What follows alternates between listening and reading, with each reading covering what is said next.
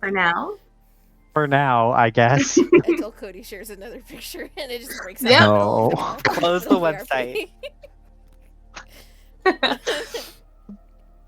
Only just escaping the clutches of more sexy posts from, like, scantily clad Jawas. Or barely haired Wookiees. It'd be really easy to do a burlesque Jawa though, because then you just have the really short like Jawa thing and just like legs underneath. Oh. It's literally, you still have the hood on and everything. It's literally just leg.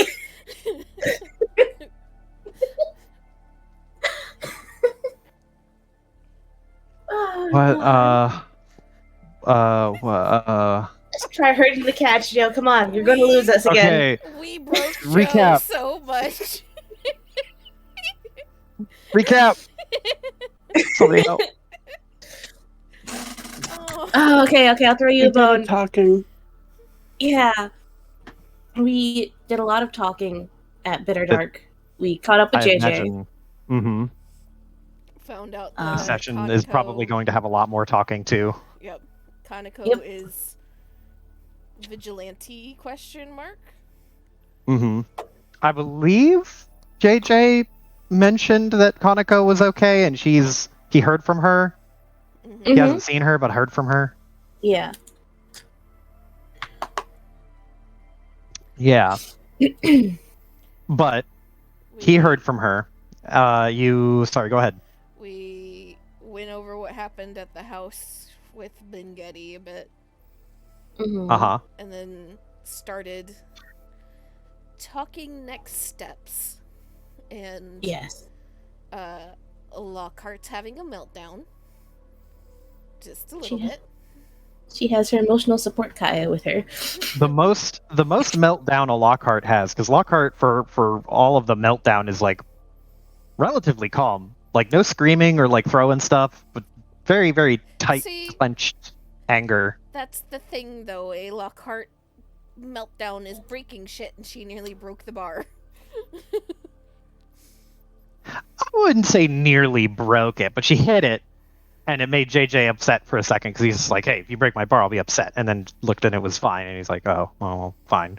But yes, and the reason for the upsetty spaghetti is because she saw Ben Getty on the television. No, the television No. came afterward.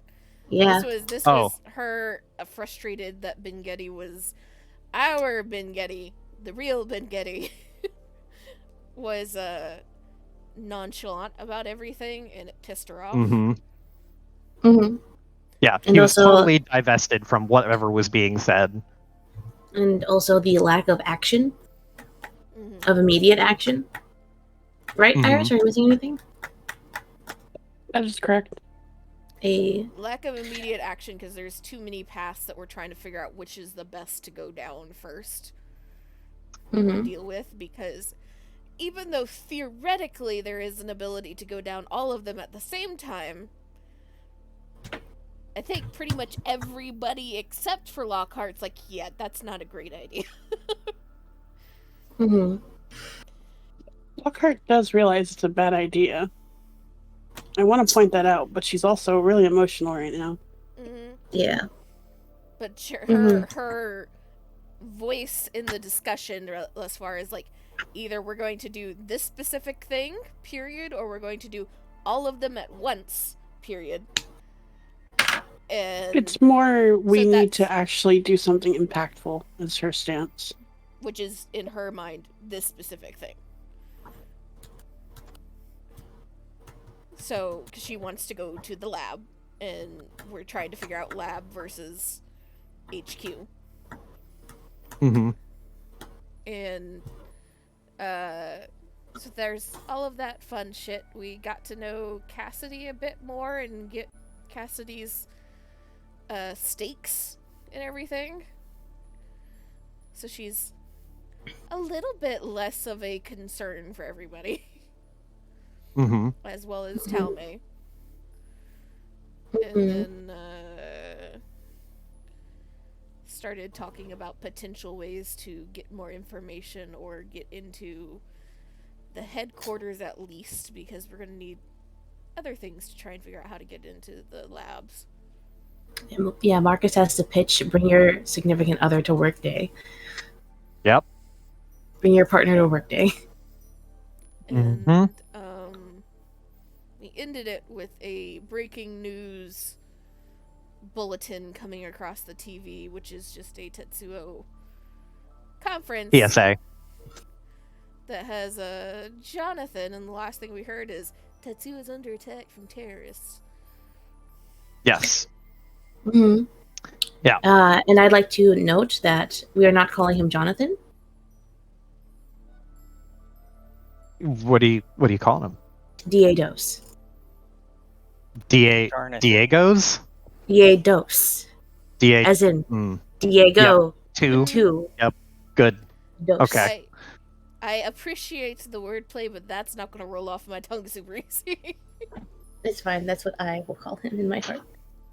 You're I an like out of that you said character. we are not calling him that. I know. Start strong. You don't know how bad I wanted to just come in here and start calling him Jonathan. I know, right? So bad. Jonathan. Oh, fuck. That might accidentally happen. I mean, no offense if I accidentally say that, Joe. Oh. But this was what he looked like. He looks as close to Vengetti as you can get, with slight differences in both his posture and attire, and just notably the demeanor on his face, because he has the Joseph Diego, like the steely look to his eyes, and Well, and he has red eyes, which Diego had, but I'm also Correct. assuming that's cybernetic eyes, because Diego had cybernetic Correct. eyes. Exactly. Yeah. They're the contact lenses you can get at the dollar store.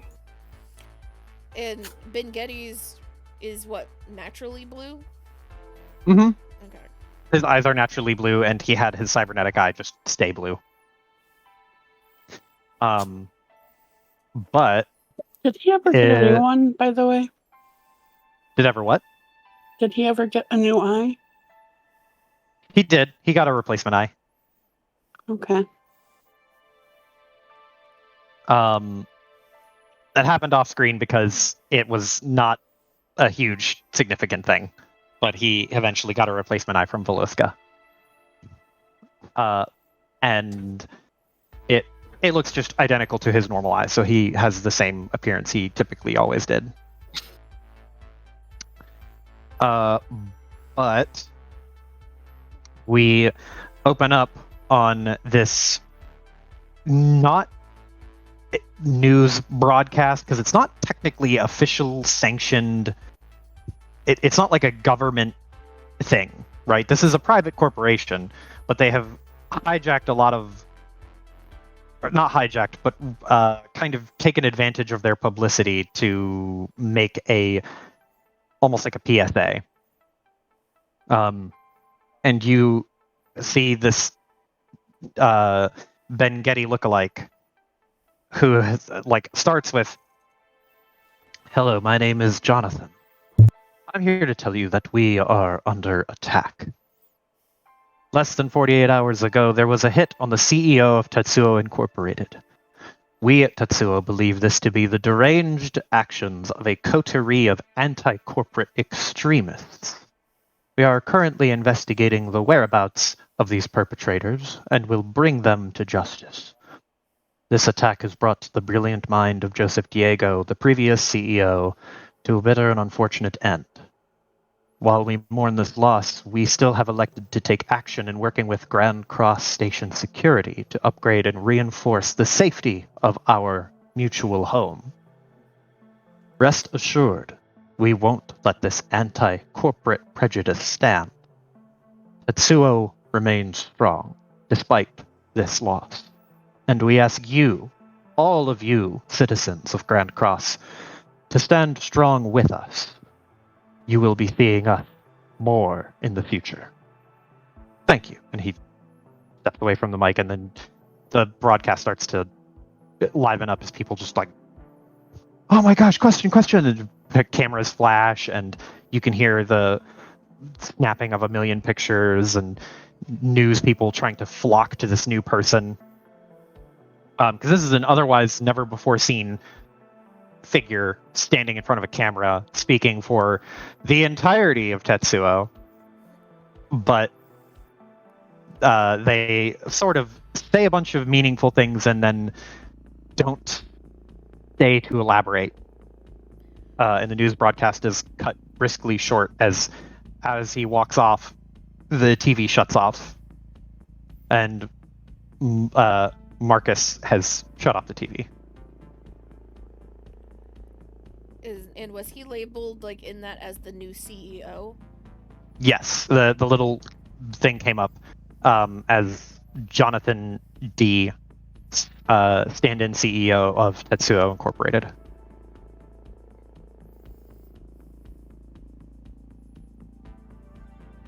But Marcus shuts off the TV and like rubs a hand over his face and just goes, "Oh, God. Do you not care about this at all?" Looking at Ben Getty. Me?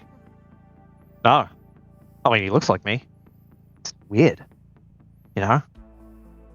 He doesn't sound like me, though.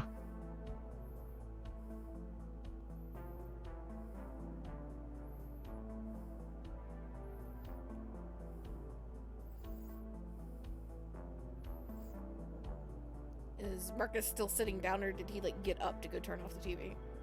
He's sitting down. There's a remote on what is like the coffee table area in front of everyone.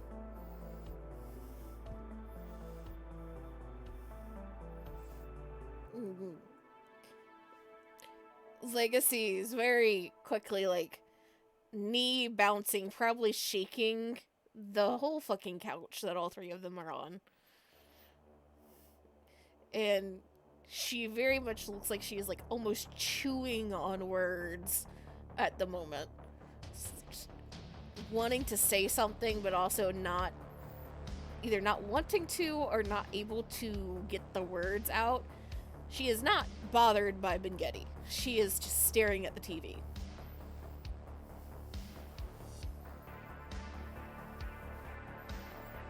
I'll roll for Marcus really quick.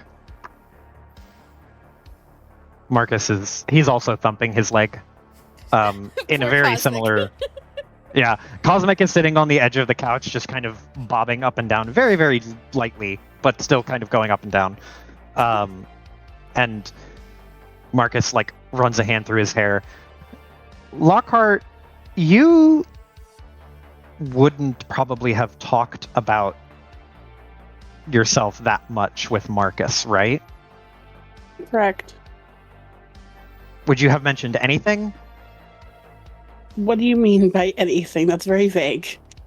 Would you have mentioned like that you, like if Marcus had asked if you were at all like a friend of Ben Getty's or involved with Ben Getty or what have you, would she have said yes, no, and elaborated, or just very strictly no, yes, he was not a friend of mine? Was there any sort of conversation? I mean, that was kind of already kind of coaxed out of her during the rollies, so she would have. It is clear that they are friends, yes. Okay. Marcus, he is looking over at you, Lockhart, and his gaze is somewhere between like measured and it's worried, but you can see that he's kind of trying to get a read on you.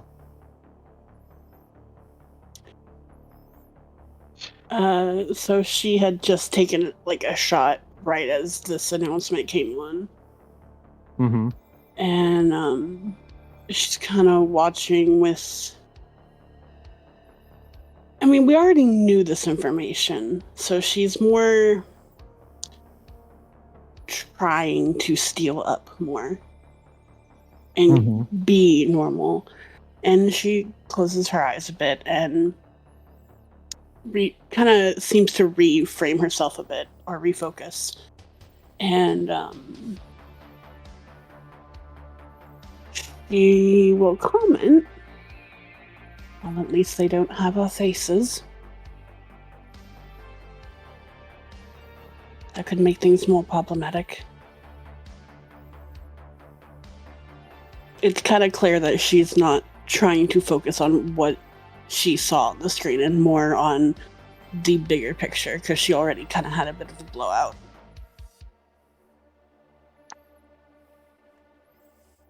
While after you say that, JJ takes like a half step closer and will slide like a glass of like a small, maybe like another shot of some kind of amber liquid, a whiskey or a bourbon or something, and a water. Like he has his hand is holding 2 glasses and just slides them over to you. And he has for JJ, it is a compassionate look. He gives a slight nod and thanks to JJ.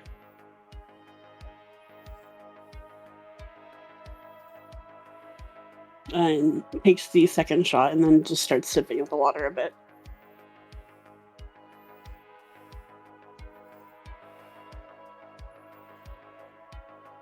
Fucking anti-corporate prejudice. Hear that? That's they're talking like they're fucking. It's a fucking person that we're prejudiced.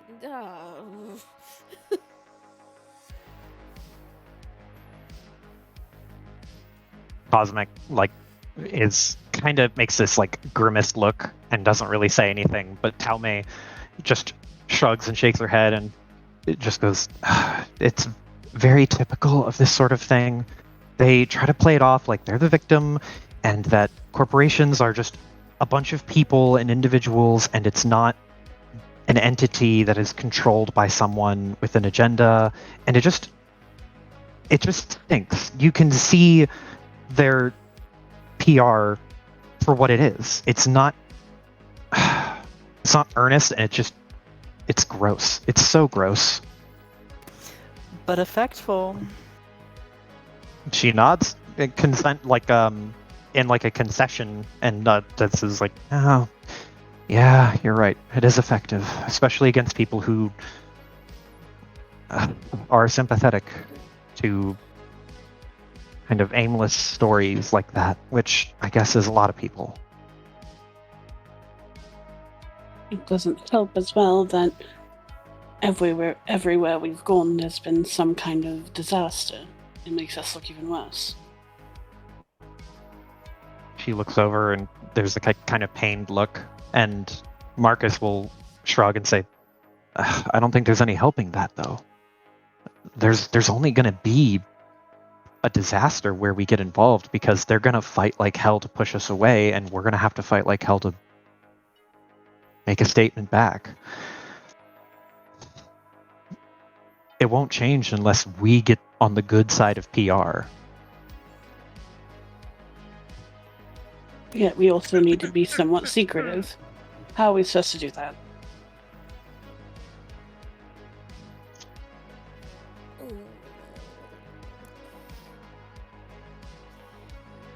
Legacy is smart, but how smart is Legacy?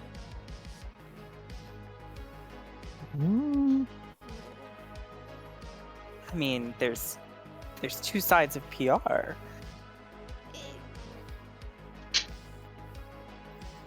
Rather than focusing on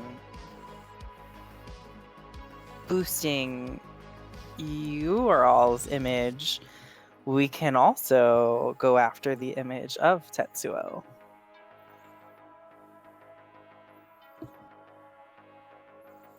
Almay kind of rubs her chin with one finger and just goes, you grabbed a bunch of documents from that house, right? A bunch of incriminating things. And she points to Legacy.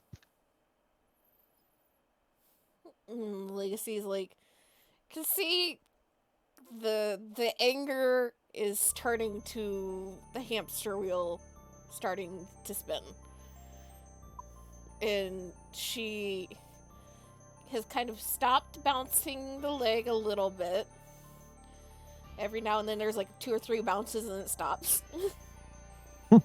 And then she kind of staring very intently at the table when Talme speaks to her. And you see her like eyes flick over and then flick back to the table and then flick over again, like processing what she said.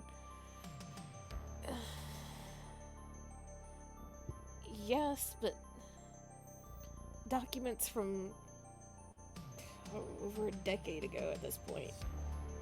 Something very specific, so I don't know how useful it is. One of those wonderful things that happened planet-side, so most people on this station never even dealt with it. It's at least a start. Well, most people on the station, that's not to say everyone. I mean, Adamsword has a huge Earth immigrant population. More than anywhere else. I think like 70% of people who live in Adamsword have immigrated from Earth. Or at least one generation from immigrating from an immigrant. But, I mean, they would have a stake in the game. They might even still have people on the planet.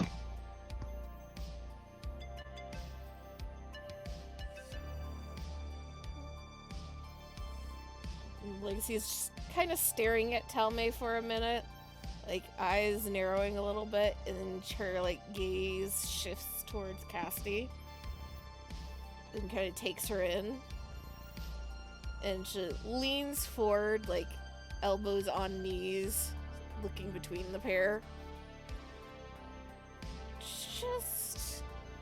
Just how good do you think the two of you are at PR and media?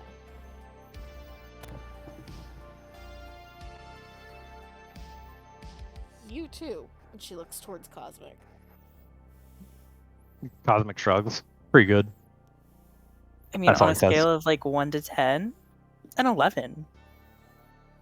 Talme shrugs and like kind of says, I was gonna give myself like a 7 or an 8, but I mean Cassidy could sell air to a fish.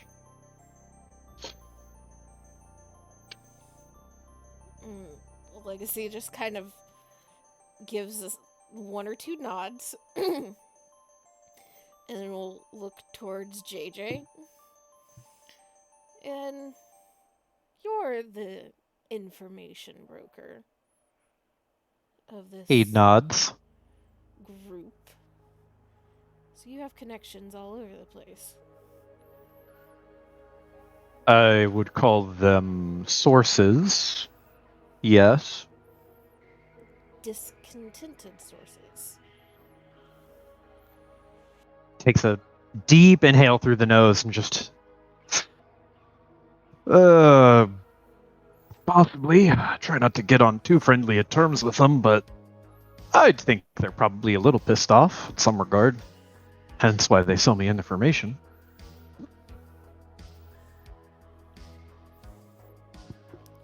You're literally part of a terrorist group. Oh, well, not counting them. They're not where I get my information. They're where I go to get things done. But the people that I pull info from, they're going to be your disgruntled workers. Or your dissatisfied customers. Or your jilted lovers. Take your pick.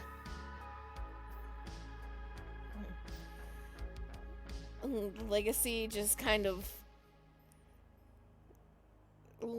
is like kind of looking around the room again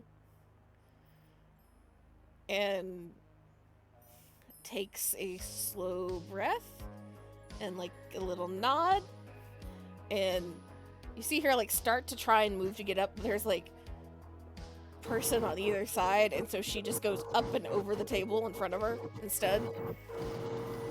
Ends up on the table for a second and just so again, hear me out. She kind of gives this like placating gesture to the room. If there so desperate to make it seem like there is some giant terrorist group after them. Maybe we actually start giving them something to be concerned about. Not saying that we're going to blow things up or break things, at least nothing that doesn't need to be broken, but everywhere we have turned since this began, we've come across more and more and more people that agree, have not the same issue, but issues.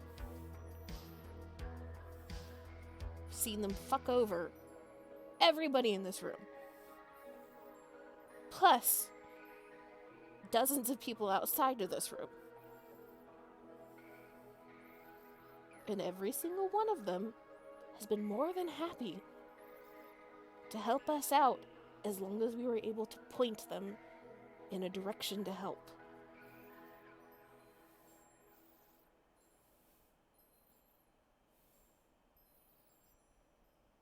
So,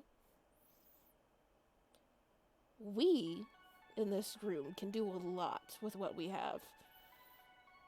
Genius engineers, hackers, strong men, strong women, information brokers in this room.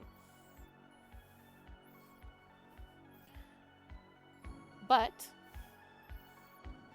there's a limit for every single one of us and what we can do. But if we find dozens, hundreds more, even Tetsuo can't deal with that.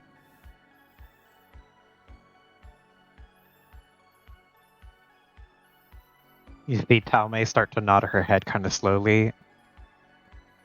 And she goes, you know what cultivates excitement and attention like nobody's business? Music.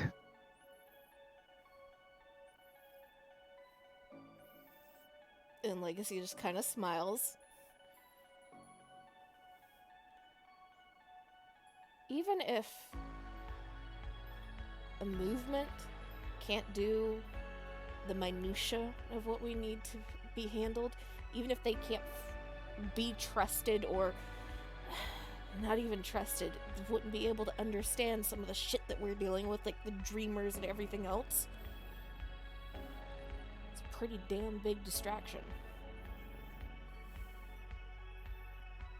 Legacy, roll 2d6 for me. Just flat 2d6. Oh no, Joe, don't do that to me.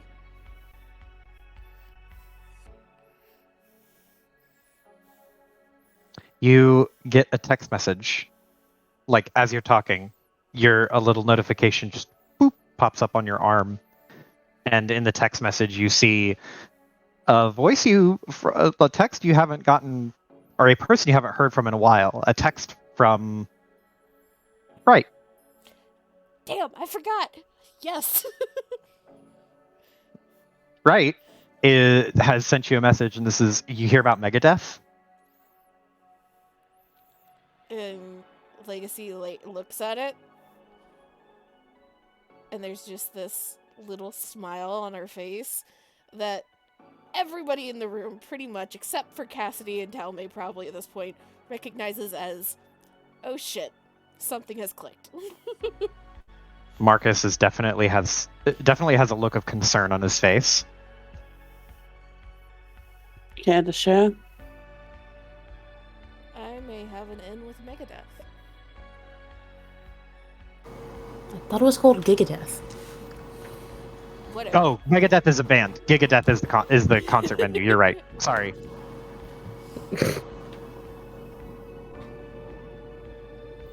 I was copying the DM. Yeah, sorry. I was thinking of the band. It's fine. It's all good. It's all good. Sprite had it wrong. Autocorrect. Haha, silly me. It's Gigadeath. Yeah, that comes in next. It's just like, sorry, meant Gigadeath. Giga plus death. Gigadeath. All these years, an autocorrect still screws you over. Ain't no amount of AI fix autocorrect. Nope. Say I have an old friend who's, if not already on the security team, wouldn't be hard for them to get on it.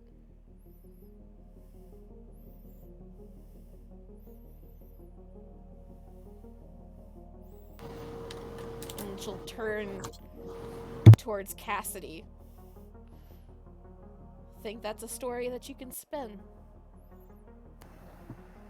Oh, certainly. And she'll look towards JJ, see his reaction. Every time, Legacy, you turn to look at JJ, there's a moment where you like meet his gaze and he just raises an eyebrow, like not a flinch, but as close as you could get to a flinch from him. And he there's like a very noticeable look of just like, what are you looking at me for? Just, oh no, what the fuck do you want now? Mm-hmm. Yeah. Get used to it, sir. You're in the group.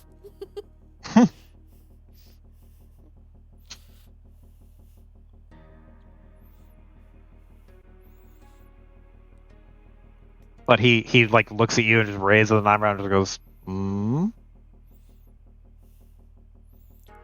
Think that's something you can start digging around, or at least spreading a word about. Rabble rousing. Inhales again, and you can see the process go through his mind of like almost like he's thinking about who to contact first, in what order to present the information, like he's going through the conversations in his head. And he pauses, leans back and nods for a second, just goes, I can start spreading some things around. I could probably recruit some people to spread some more things around.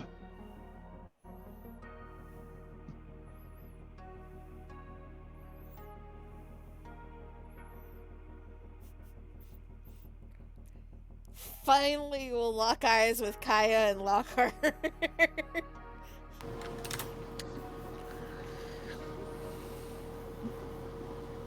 Looks back, sipping coffee cup. Raised eyebrow. Not getting a lot of opinion from you two.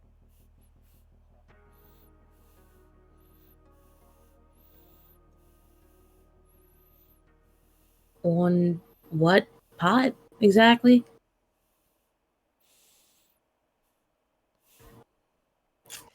And Legacy will just like stare at Kaya for a moment, take a long breath in. The fact that you need to clarify what part, I'm assuming means you don't have a strong enough opinion on any of the parts. That's what I'm gonna go with. I mean, obviously I got a strong opinion. I'm just asking, like, which one?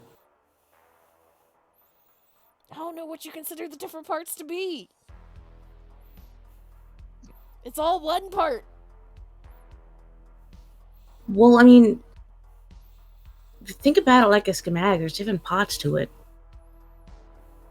It's all the same thing, but, you know, you got them on different pages. You gotta do step by step, you know?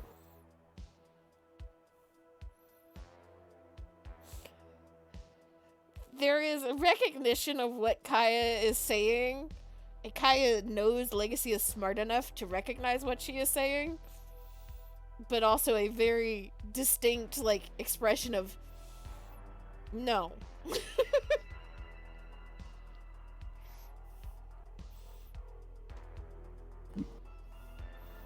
No.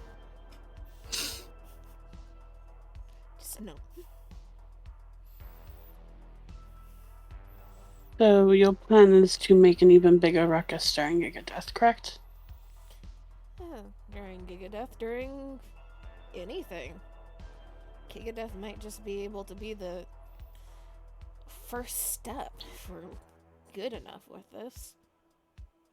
Ben And- Getty, who's like casually listening into this conversation, he has thrown his arms over the back of the couch and is just watching this conversation like go bouncing around between people. And he'll tag in just as you say that, and he'll say, something, something, power in numbers, yada, yada, blah, blah, bunch of people. I mean, if I'm hearing this right, you want to, like, pretty much actually create a anti-corporate terrorist army against Tetsuo. It wouldn't even be an army. It'd be more of just a mob to throw at places. Talmay holds up her hands and waves and just goes, terrorist. yeah, Talmay waves her hands defensively and just goes, we don't use terrorist or mob. We prefer something like, snaps her fingers. Just like revolutionaries. Rebels. Yeah, Rebels. but like, Or we've had rebels. well, obviously that's what we are, but I mean, they're going to spin it that it's, that. Unless, Cassidy over there can do her PR magic.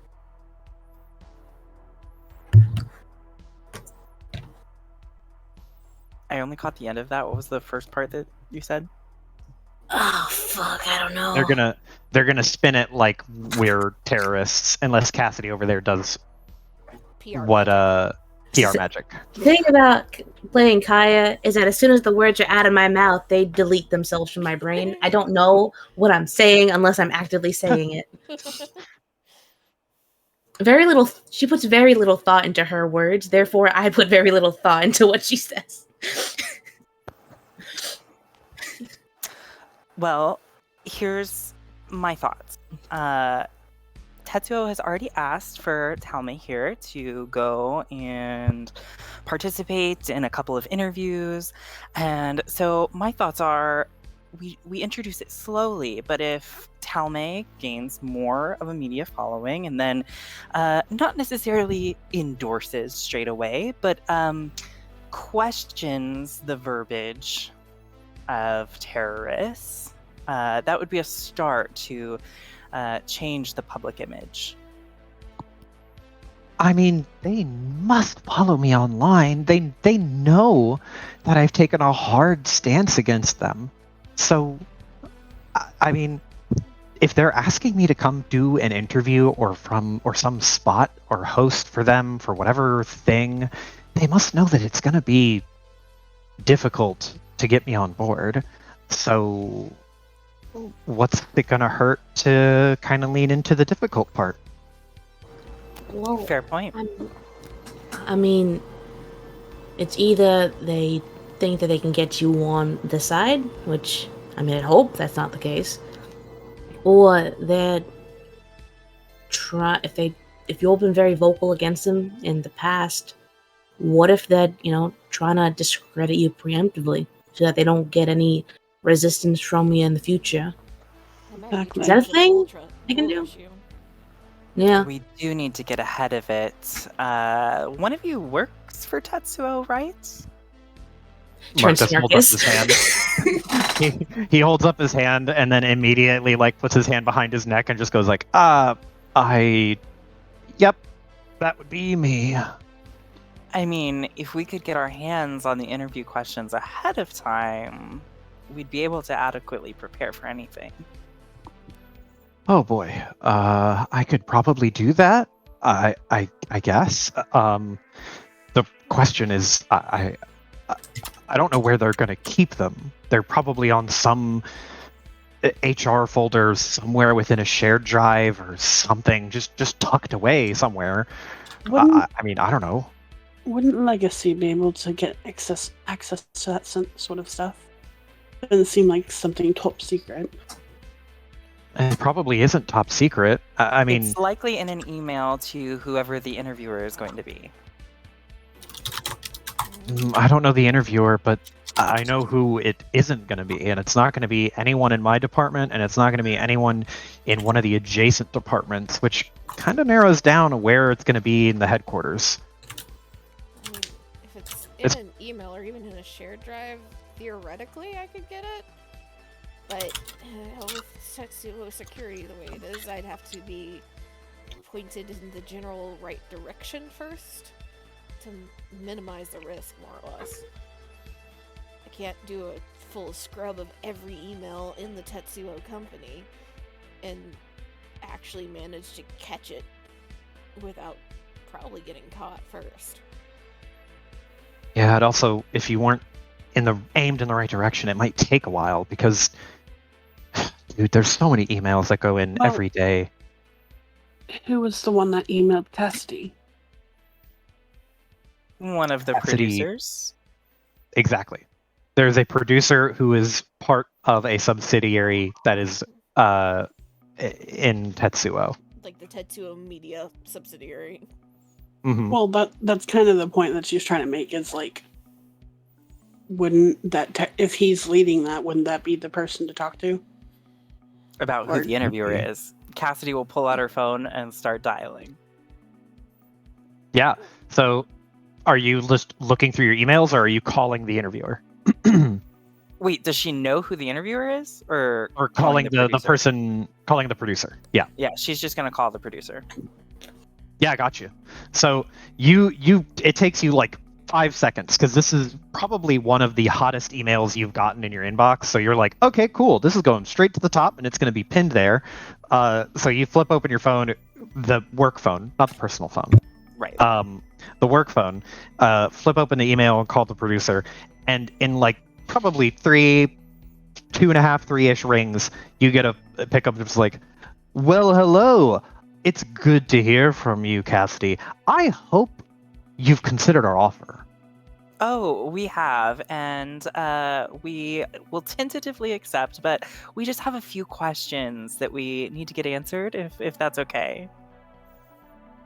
Around the room, there's just like a group in unison, like somewhere between like a flinch and just like a general wave of anxiety, because they're like, oh man, Tetsuo's here. It's like, it's just a phone call. It's okay. And do you hear the voice just like, sure, absolutely. What questions could you possibly have that I could help with? Well, first of all, Talme is curious who is going to be conducting the interview. Our interview process will be conducted by myself and one other exciting, intrepid young intern that we have. An intern. Really? That's why I'm doing the directing here. I'm trying to give them a good standing, and I will say I am a fledgling producer. Oh, okay. Can I get the name of the intern, please? Sure. And he will send over the name of the intern, and it'll just provide all that information. Like, again, I'm more facilitating. It's predominantly going to be me. Okay. How long do you think the interview will last? The on-air interview would last anywhere from 30 to 45 minutes. And what obligations outside of the on-air interview would we be expecting? Obligations entail not to go into the nitty-gritty of it, provided we're going to have our in-office discussion, of course. There will be obviously sentiment towards Tetsuo. You cannot say and cannot disparage any overt sort of messaging about the company, or just start to spread any sort of advertising agency or advertising for any other corporation while on the air. We're trying to keep it more focused on the topic at hand, which the topic, of course, is going to be the game revolution that's taking place. And this whole publicity stunt, if you will remember, Cassidy, is based around like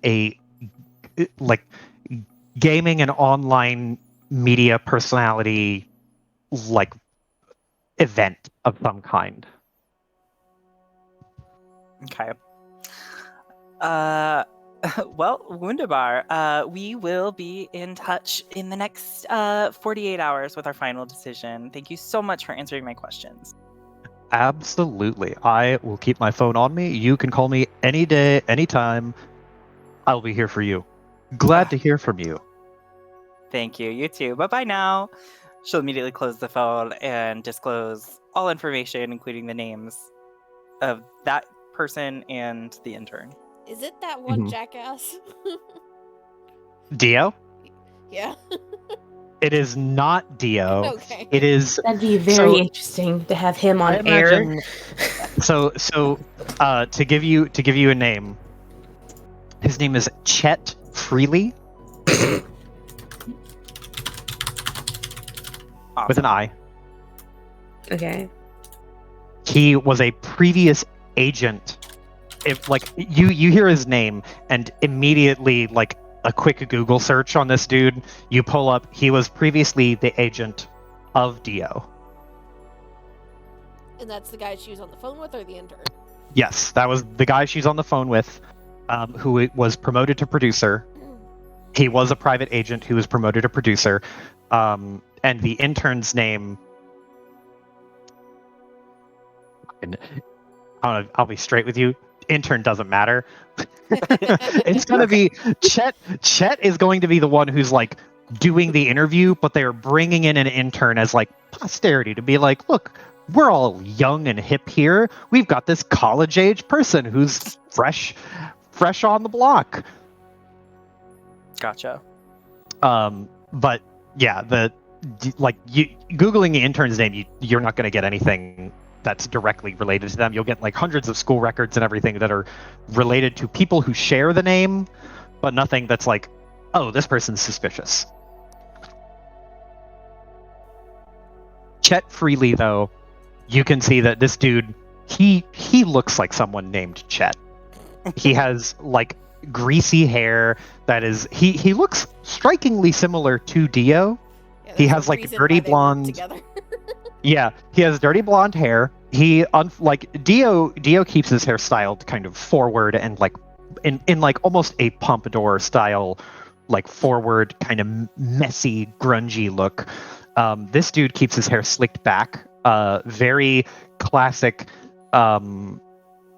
American Psycho businessman style, where it's just he is in a suit that is so crisp, it it just is perfectly pressed. There's not a wrinkle in sight.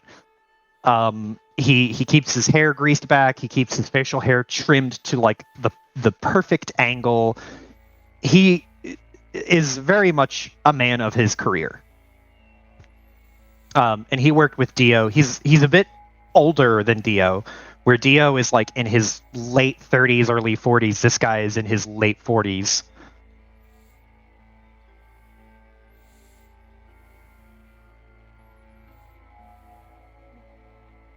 Well, you have access to his email now. Would you be able to hack him that way? I can definitely try. Pointing me in the right direction is going to make it all a lot easier. Well, the time frame's pretty short, right?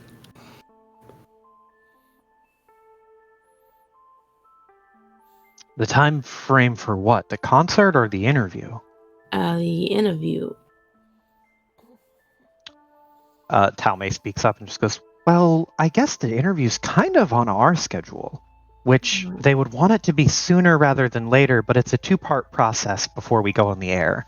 We have to do the in-person interview, which is mostly legal stuff that mostly Cassidy handles, and then there's the back end of it, which covers some of the script, and they show us the set, and then after that we go back, and then there's game day, which is the actual filming of everything.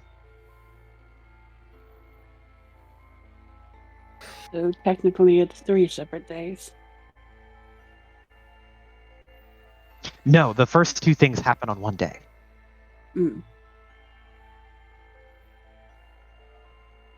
So we'd need all of the questions before the second day. Ideally. The more time we have, the more prep we can do. Ideally, we get the questions soon and then keep an eye on wherever we found the questions. See if they're about to try and rip the rug from underneath you. By swapping it all up at last minute.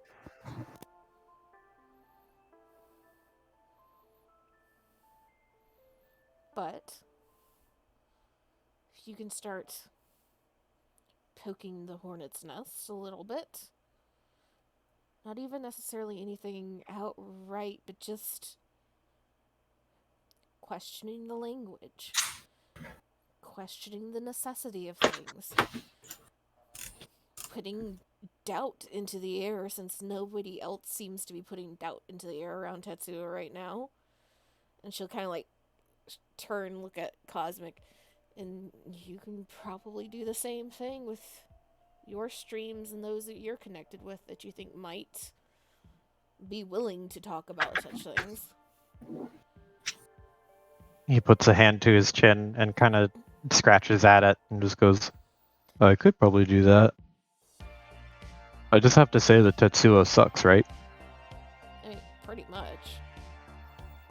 And Marcus holds up a finger and just goes, maybe less overtly that and something a little bit more subtle? Yeah. The whole topic of this interview is supposed to be about the gaming media, correct? That's right.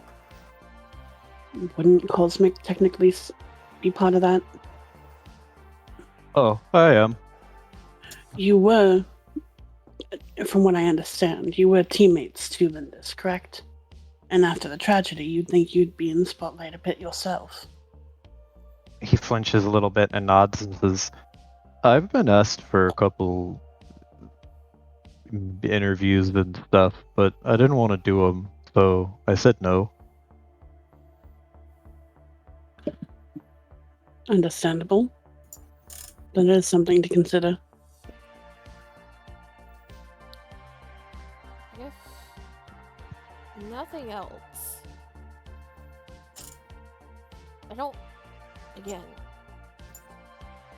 not asking you to do anything that you don't feel like you could or should be doing, but since we have a PR magician over there and like jerks a thumb over her shoulder at Cassidy, She'll make like a little like pantomiming that she has a wand. if you don't want to do an interview, maybe let her, I don't know, write up a comment or something. Public opinion is very important. Cosmic, like, tilts his head for a second, and then kind of nods real slowly at first, and then gets a little bit faster and just goes, okay, how do we do that? Like, I just tell you what I think, and then you just write some stuff, and I send it out? Or... Don't worry, I'll take care of everything. This is uncharacteristic of Cosmic, but he looks visibly relieved at the idea of not having to do this public opinion thing. Just like a weight is lifted off his shoulders, a weight that nobody for the life of you could have told was there. He didn't look stressed until you realized he had some stress to let go, and he just sighs and just, oh okay. And I'm sure she will give it to you so that you can double check if it's something you really want to put out and have attached to you, though. Sure, yeah, we can all proof it. He nods and just goes, that sounds good. And Talmay will like reach over and like kind of tap the edge of his foot with her foot and be like, trust her, she knows what she's doing, and you'll find that she's pretty compelling. She could make you think that it was your opinion to begin with. He looks a little nervous at that, but nods.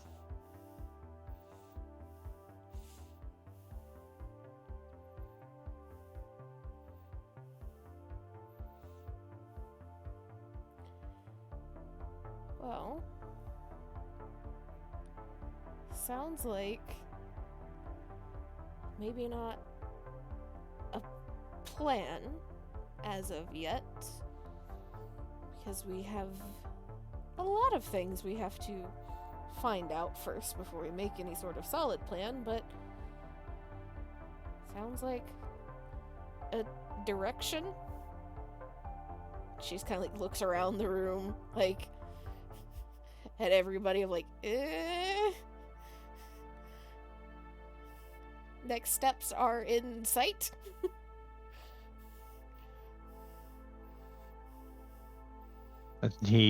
Marcus nods and looks over. His eyes, like occasionally, Legacy, you have noticed that his eyes, his glances towards Lockhart, or he is glancing towards Lockhart, and nods reassuringly, like, that sounds like a plan. I mean, I don't necessarily know where I fit in yet, aside from suggesting bring your spouse and or girlfriend and or boyfriend to work day. And he puts a hand through his hair.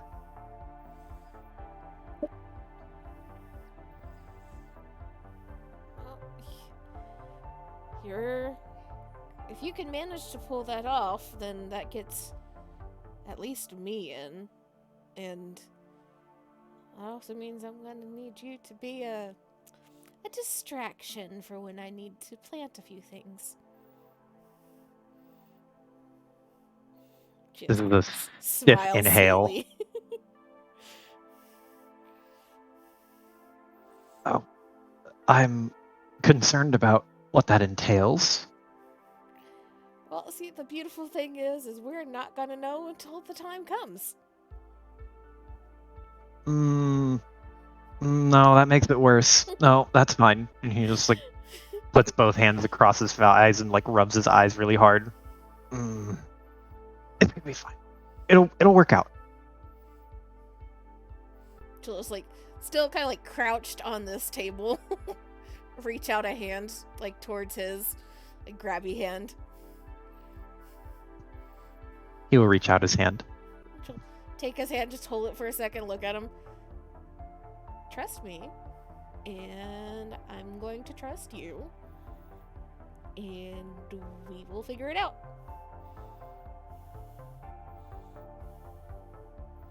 He looks at his eyes go up to yours, Legacy, and he just looks very just not distantly, but you can see that he is looking very deeply and staring into your eyes, and he just goes, "Okay, I'll trust you." And he smiles. Just squeeze his hand and look at everybody else. It's like, are we in kind of an agreement?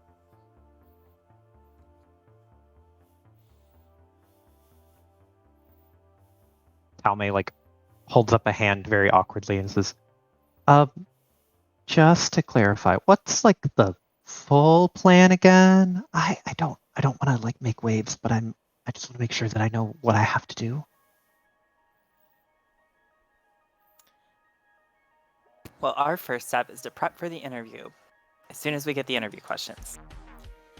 Set up that initial visit and prep and start. Poking the bear with your videos and social media.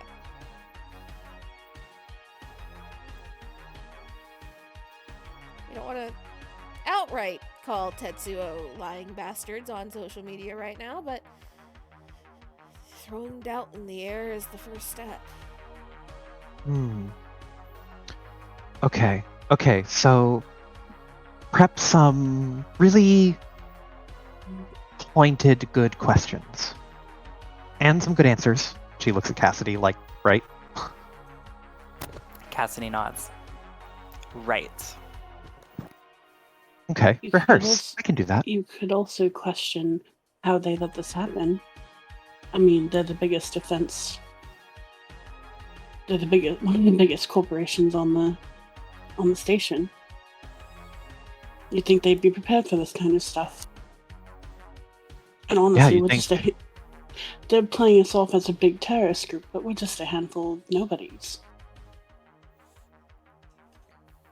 She nods at that, and then there's like a look of deep thought for a moment. She goes, Yeah, for a big terrorist group, they haven't dropped a name, and most groups like this have some sort of identity that they kind of, get behind.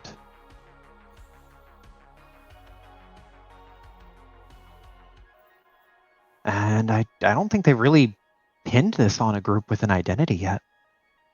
It just kind of seems like they're throwing out the accusation like they know there's a group out there who don't like corporations, and they're kind of hoping it'll stick to them. I mean, it's also easier to just blame it on a nameless group that's got it out to get you than thinking that the actual people of the station hate you. The boogeyman is scarier than the actual person. Which is again why starting to throw doubt on the very idea of a terrorist group is one of the first steps. Because if we can be identified as anything else, more people Even will agree using- with us. Even using that symbology, that language of boogeyman, adults don't like to be afraid of the boogeyman. Mm-hmm. And she nods.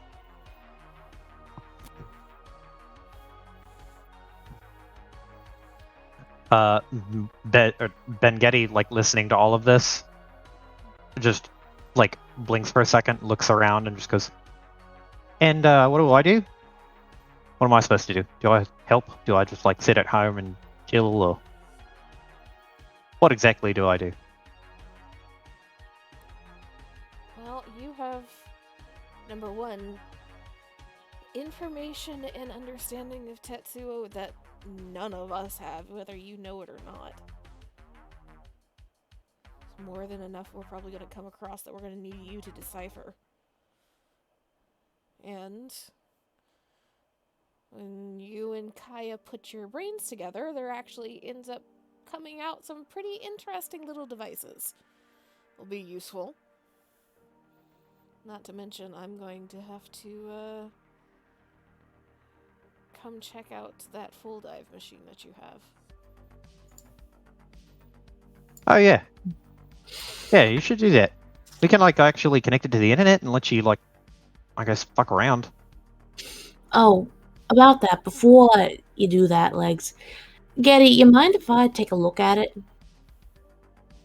He blinks and, like, narrows his eyes for a second and just goes, What for? I mean, like, you can, but, like, why? Just want to see what you've got under the hood, how it works and all that. Pick your brain a bit. Tilts his head a little bit and says, Okay, sure. Cool. Legacy will kind of, still crouching on the table, turn to where she is fully facing Bengeti now. And just kind of, like, tilt her head a little bit. And just to, like, double check. Because I know there's some things going on that make your opinions a little bit wonky at times. None of what we're talking about inspires any, like, insane rage reactions in you, right? Ben Getty just blinks, looks totally lost, and then just goes, No. I mean, like, there's just kind of a general discomfort around Tetsuo-y things. But it's easy to ignore. Just kind of push it out of my head for a little bit. You know? And she'll nod. And just above table, we are aware of Bengeti's cybernetics. Because we've seen them being fixed and replaced. Uh-huh. Mm-hmm. It's the eye and what else? I Or is it just the believe eye? I believe it was the eye and the arm. Okay. So, Legacy... Wait, so his arm is cybernetic as His well? arm? No, I think it's just the eye. Okay, just the eye. So Legacy will just kind of stare at him for a moment, like her eyes squint. She'll tilt her head slightly. Can I, again, just double checking a few things? Pretty sure it's not gonna come up with anything. Can I scan your eye really fast? I'm not. Oh, okay, sure. I guess. Can she try to scan Ben Getty's eye to make sure there's not like an outgoing signal or anything? Sure. Roll me a hacking check. Since he is not actively doing anything to defend against it, this is a lot easier, and you only have to roll 1 to look for any sort of signal that he... This is mostly because he is unaware of some things. Mm-hmm. You know, I'm gonna go ahead and boost this. Mm-hmm. Because now that I had this thought, I'm paranoid. Good thing I boosted it. Let me see.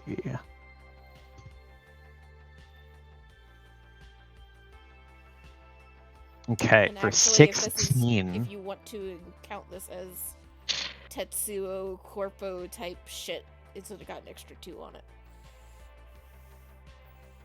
Okay. So for a 16, it's really good. You do like a quick scan of just the hardware in his eye.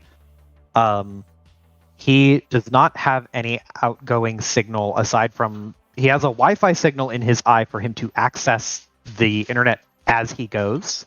So he can just like browse while he is up and around.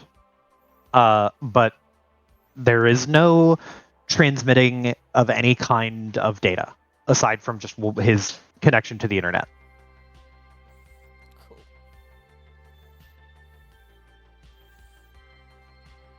That solves that paranoia. Now that I've thought about it. Far too late to be useful if it had been. No, you're fine. You got it.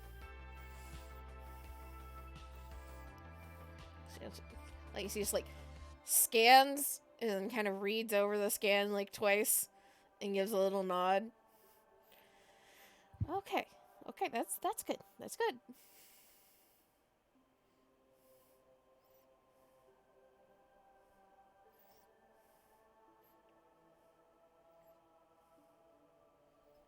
So, are we done here? Or JJ holds up a finger and just goes, hold on a minute. What do you want from me? Cat. Rabble rousing. That's it. You don't want me to collect information or anything? Just kind of sow discord? I mean, any information you can catch about HQ or the labs. Okay. Well, let's see what I can find. And any sow discord and pass along any names to us that you think might be useful and not likely to sell us out.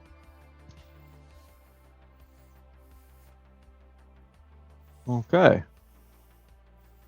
Any information useful? We'll see what I can find.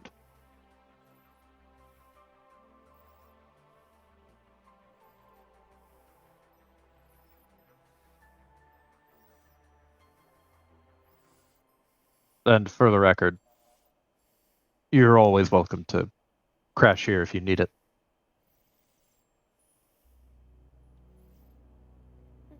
Thank you, JJ. It's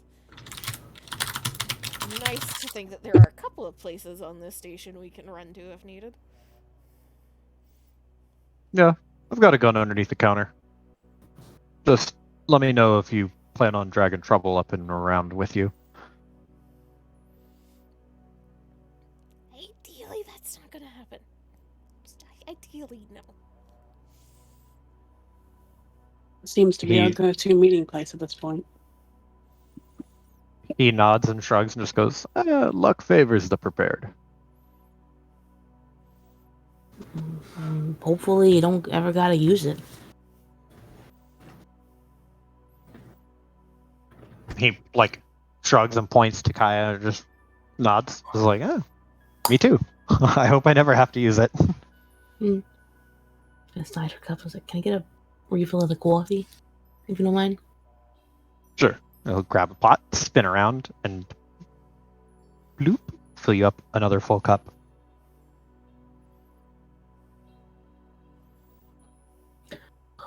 She'll take the cup. If you need any assistance with the information gathering or talking to some people, you can always give me a call.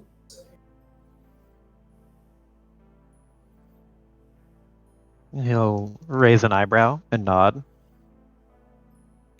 Oh, keep that in mind. Could be useful to have a couple of firmer hands in this line of work.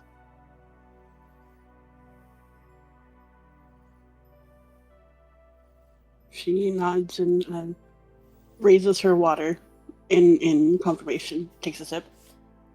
Just get a little snort from Legacy at the very delicate, not so delicate phrasing of firmer hands.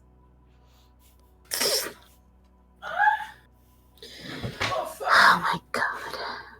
Hi, Mr. Amy.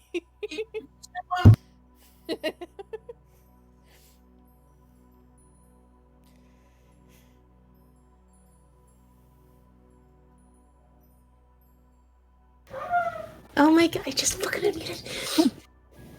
And I will start working on Sprite and see if they can. Oh, I got a lot of explaining to do if I want them to do anything. But oh boy, yeah, we'll work on this.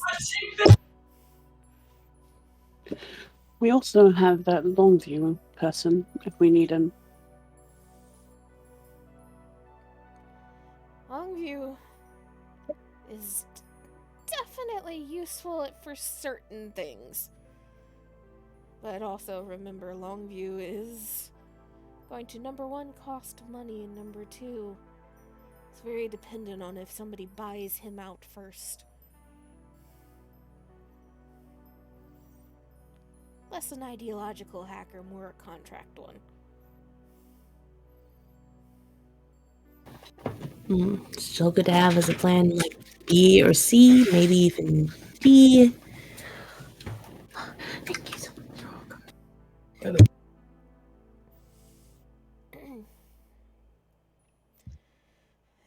I can also probably start working on. I can't believe I'm saying this. Bumping up Hijack and his friend's ability just a little bit. Useful, but I'm sure I can find a couple of screws that need to be tightened in what they do. Marcus just kind of snorts and just goes, "Oh, you basically got like a whole army forming here."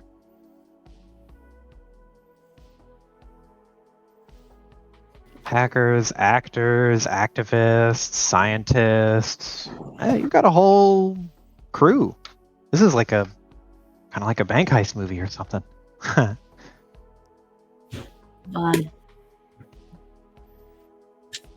think a little less exciting than movie. A little less exciting during the middle of it, a little more exciting when the explosions are actually happening about 5 feet away from you instead of on a screen. Yeah. And I mean, if we need more people with, hardware expertise, I could call Rat. If we really need all hands on deck, I could talk to other people about it. We don't know how much we need right now, other than just shifting opinion in our direction, and there's a little bit of work to be done soon.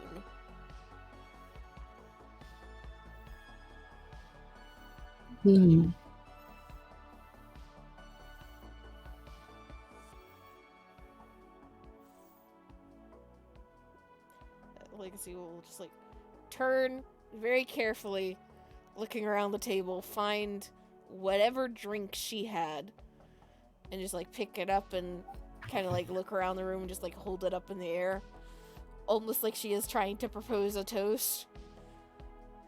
Oh. Here's to trying to take down the big evil corporations with our little terrorist army. Oh, what's our name? What's like the name of the group? Does it have a name? I think that's part of the whole discussion about how we don't got a name because we're not. No, but we gotta have a terrorists. name because like now we have a thing. Well, we're not terrorists. Sort Well, of. yeah, but if Probably. we got a name, then they're just gonna like point at the name and be like, "Yo, that's the bad guys," you know? We're rebels. And it depends on, again, I guess the PR of it, because I don't know if any of you guys studied hacking history, but any of you ever heard of the Anonymous group from a couple decades back? Weren't necessarily what? thought of as terrorists.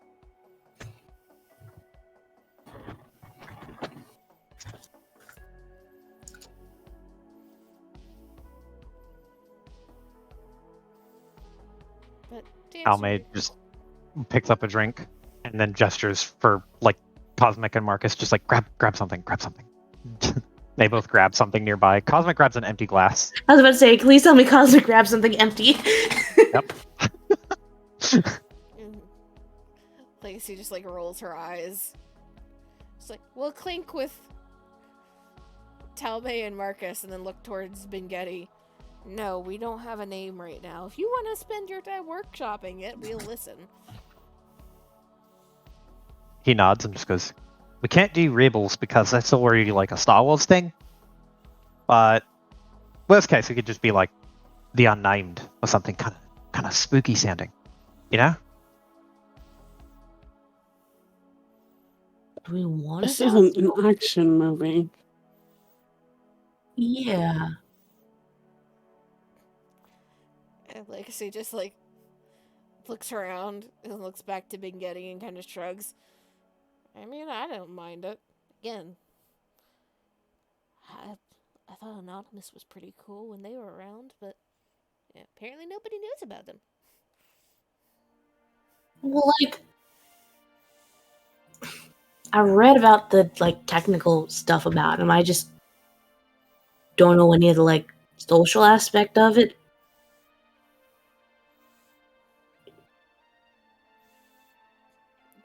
Which is kind of the purpose of it, so oh, sorry.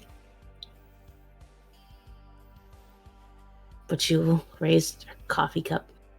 And like a gesture of like toast from across where she's vibing on a bar stool. Larry floats over and grabs the bottle and just holds the bottle up. She clinks with Larry. JJ will walk over and grab the bottle from Larry and set it down and hand Larry an empty glass. And then he will take a glass and clink it with Larry's. Cheers to dumb ideas and big dreams, I guess. That'd be a fitting name. It's carried us thus far, so I don't think we can complain too much about it either, though. JJ shrugs and just goes, "Yeah, you could have that one if you want it. I won't even charge you."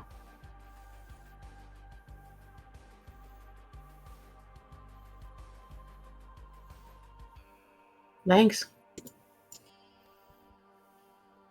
Lockhart will just shake her head at this conversation, at the absurdity of this conversation, but raise her drink nonetheless.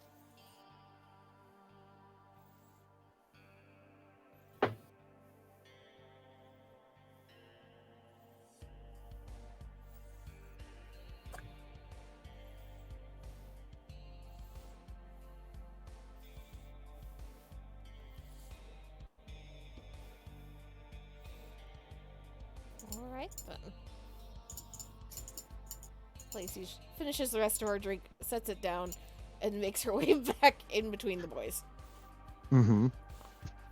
You hear a couple of like half-hearted cheers, cheers, cheers, and just people like doing their little like clink, clink.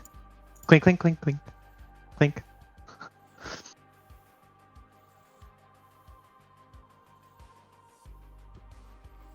Marcus leans back in his chair and just goes, "Oh, I really want that to be the end of the hard conversations, but I know it's not going to be."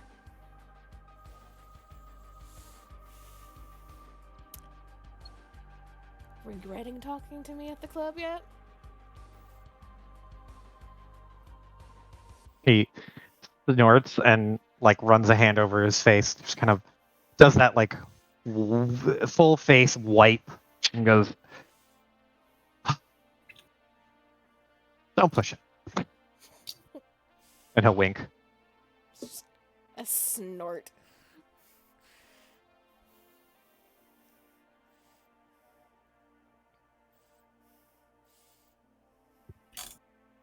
Okay.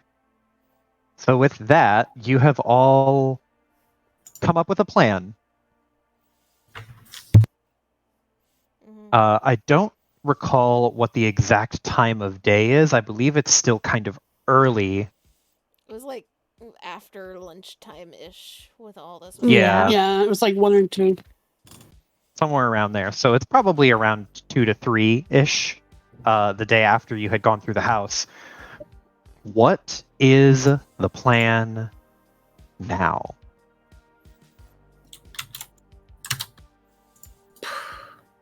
Legacy needs to talk to Sprite. We Mm-hmm. need to talk to Maxine. Mm-hmm. And then she needs to deal with the full dive stuff, but it sounds like Kaya wants to mess with the full dive first. She promised Lockhart she'd look at it first. So she's going to do that.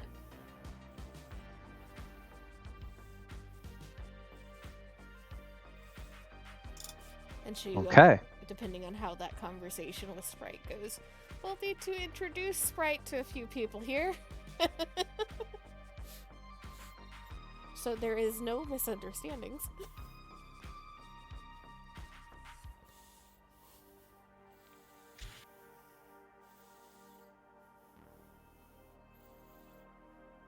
A wish list from any of the rest of you? Those Mhm. questions, the interview questions. The interview questions from Chet. Legacy has to do that too. Yeah. I mean, the only thing Kaya can do is just look over the full dive and try to get an understanding of it. She can also try to see what ins she has with workers and construction crews of the Mm-hmm.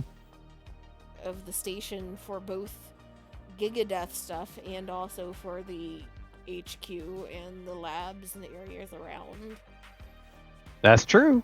You have an ear to the ground for engineers and construction workers on the station, many of whom have at least been in contact with some probably Tetsuo-related thing at some point, either security or security building.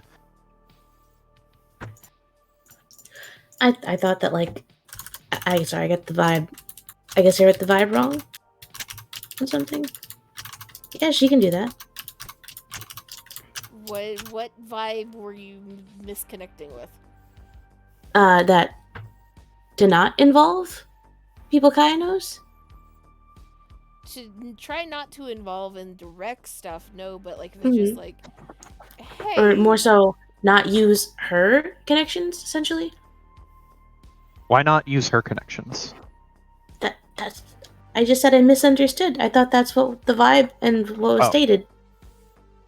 No. The vibe, correct me if I'm wrong, is like recruit a bunch of people to kind of gauge whether or not there's an anti-Tetsuo sentiment amongst them, and kind of see if you can get them riled up a little bit about it. Okay.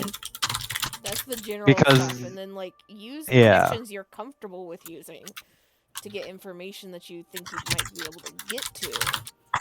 But just like, don't be like, hey, I'm part of this terrorist group. Will you give me information? Yeah, no, Kaya's got this. Totally.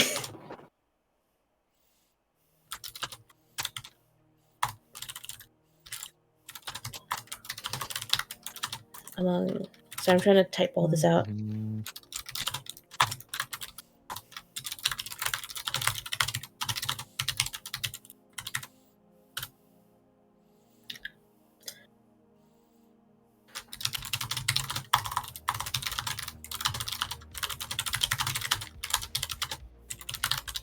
Okay.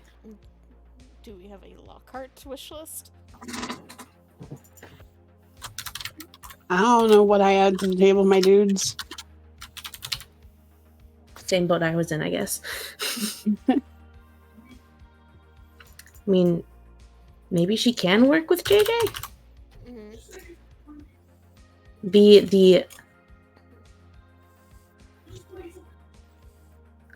the firm hand. She can work with JJ, but she also, like, she's been working as a merc of sorts. Mm-hmm. So try to position herself in that area to either get information, get close to something. Hell, they might hire mercs as, like, guards for something if there's, like, all this chaos is going on. Yeah, the only thing that really, like, came to mind was, you know, helping JJ.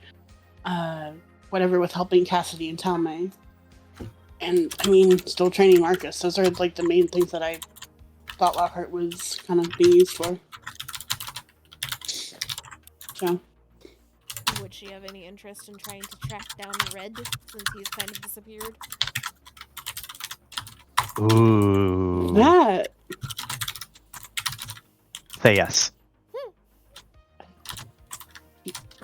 She does want to distance herself from Ben Getty a bit, so that would be a perfect excuse. Sound like a yes.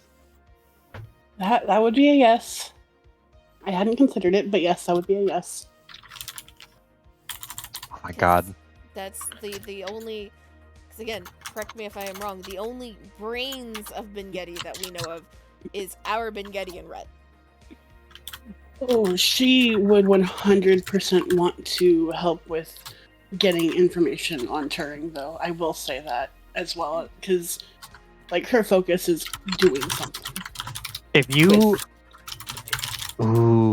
want to help get information on Turing, so Turing is a dangerous ward because there's less overt security and infrastructure, or like there's less overt government presence and safety and security there. It's a little bit Wild Westy. So getting information about Turing is hard without being in Turing. Being in Turing is something that JJ tries to avoid. But if you tell JJ, I'll help you get information, he'll be like, you're taking me to Turing Ward then. And you're pulling the weight. I will point you in the direction. You're the one actually moving in front of the bullets. Hey, that sounds perfect. Yeah. That is hype. That's very hype. What? Big hype. I am so a big excited. Dude, though, right? Yeah. I mean, JJ is a big tall. Dude. He is tall. He's about as tall. He's probably slightly taller than Lockhart. Because how tall is Lockhart? 5'11". Yeah, the tall ones in the group are Kaya and Marcus. Mm-hmm. JJ is slightly taller than them. He's about like not quite 6'1". He's a little bit over 6 feet, but not quite 6'1". He's Kaya height. Yeah, he's Kaya tall, but he does cut an imposing frame. But he knows his expertise, and his expertise is not fighting. He is a big dude, but he is not a fighter. He can still throw a punch, though, I imagine. He can be intimidating if he wants to. No, there's a reason why that gun that's behind the counter is a shotgun. Because it's like... cut an imposing figure with a big-ass gun and hope that works. Yep. Yeah, like he is an information broker and not a mercenary, and that is like if you ask him about it, he will be like, "No, this is what I do for a fucking reason." I mean, he's basically a fixer. Yes, he is the closest you will get to like a straight up fixer from Cyberpunk 2077 era, or not era, fiction. Hell yeah. I'm so excited to see the JJ and Lockhart team up.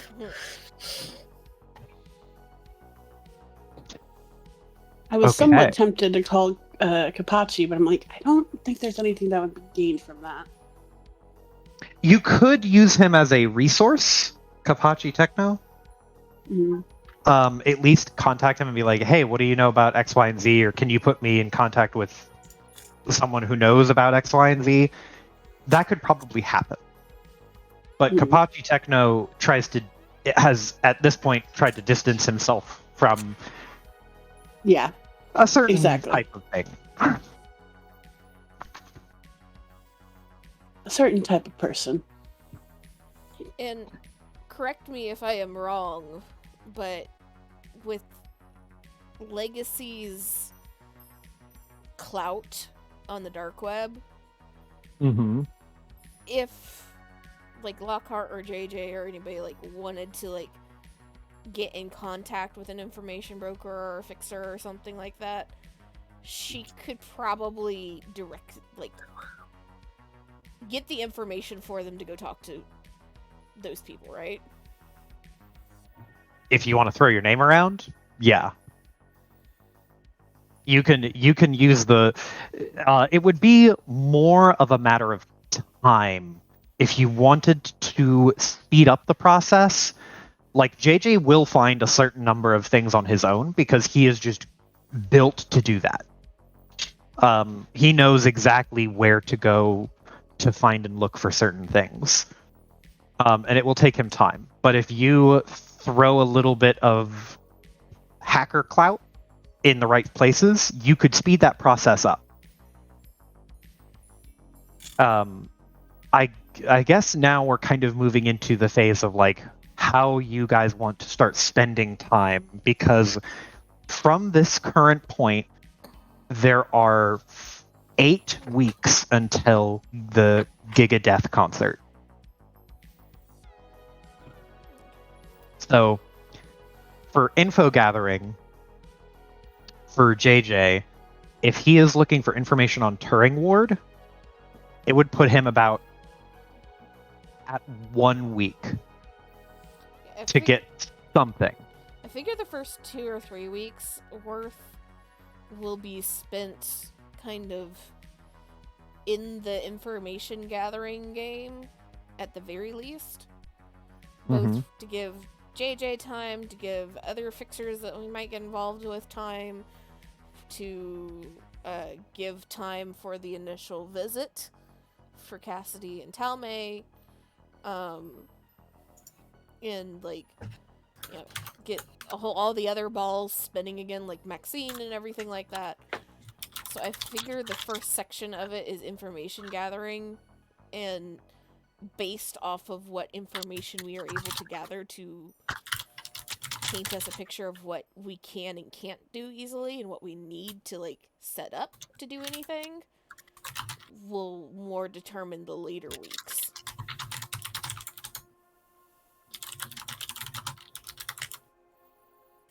Yeah, we need to know what we're working with first, basically. Okay. It's like, are we dealing with a fucking like a mini army of people in one of these places and not the other? Are we dealing with like super hyped up security in one of the places versus the other? All that type of stuff, so that we can then target our efforts after that point. Okay. This is good. So what I'm thinking, let me drag you guys back here. Map, good. Also, just in case you want to see Chet Freely, this is Chet Freely. Oh my god. Oh. I told you he looks like Dio. Oh, like, did he tell Dio that blonde is in now, and so is the goatee? Like, yes. This is also a dude who's very, very clearly, like, paying a lot of money to keep the like fuck boy look. vestiges of hip 20s youth on himself, even though he's like 46. He looks like he's from a Total Drama Island parody. That's what I was thinking. Mm-hmm. He is a very much like, no, I'm still young and cool. Look at how cool and young that I am. How do you 46 do, is fellow just a number. kids? Hey, pause. Mm-hmm. Because that is a question, like, lore question, Joe, for this Uh-huh. world. Because of how medicine has shifted and with cybernetics and stuff, has the life expectancy, at least of, like, a station dweller, knowing that there's still shit going on Earth, like, of a station dweller, is it extended? It is it's extended, but not to a great degree. A station dweller who has a good amount of money can expect to live until they are reasonably, like, it pretty consistently around 90 to 100. Okay. A person who does not have the kind of money to spend on cybernetics or surgeries or any sort of preventative care, their life expectancy is about the same as it would be now, which is to say like 70 to 80, late 80s. And for the exorbitantly wealthy, the life expectancy goes up to the eldest living person, not counting Joseph Diego, is 120. Okay. And they are, of course, visibly older. Mm-hmm. But they're able to do... You're able to do more older than you are now. Like, there's a point where you just live in a wheelchair. They're able to, like, still do things. Correct. Yeah. And there's only so much that publicly available technology has been able to kind of remedy the aging process. From a lore standpoint, it's distinctly easier to keep someone up and able with enough money, but what becomes easier is extending the kind of middle youthish age part of their life. Mm-hmm. So from their mid to late 20s until they are almost 50, that period becomes a plateau of like the peak of their physical health and performance. Whereas before, it kind of peaked around 30 to 40 in level and started to come down. Now it peaks around early 20 and kind of stays high until basically 50-ish, and then it starts to dribble down. Gotcha. So it's not entirely wrong that Chet Freely, with all of the money and power he has accrued, he has accrued enough wealth that he is able to effectively extend the youthful energy that he has. It's not incorrect, but it's gross because he likes to think that he is a 20-something, and he's not.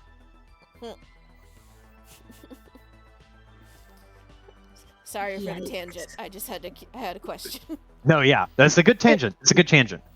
So it's more about extending the prime than extending the life itself. Correct. The life expectancy has grown, but it's more about like elongating the prime period because that is distinctly easier for the current level of technology to do. Unless you are absurdly wealthy. The inequality present in the system has prevented that like extension of life to kind of dribble down to people who are not stupid moneybags rich.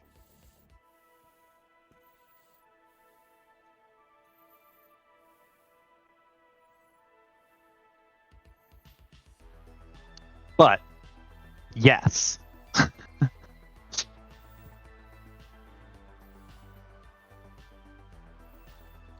Okay, we got dragged to the map, and I don't know what we got dragged to the map for now. just in case you wanted to plan event or plan like any sort of thing. Oh, maybe actually we could do.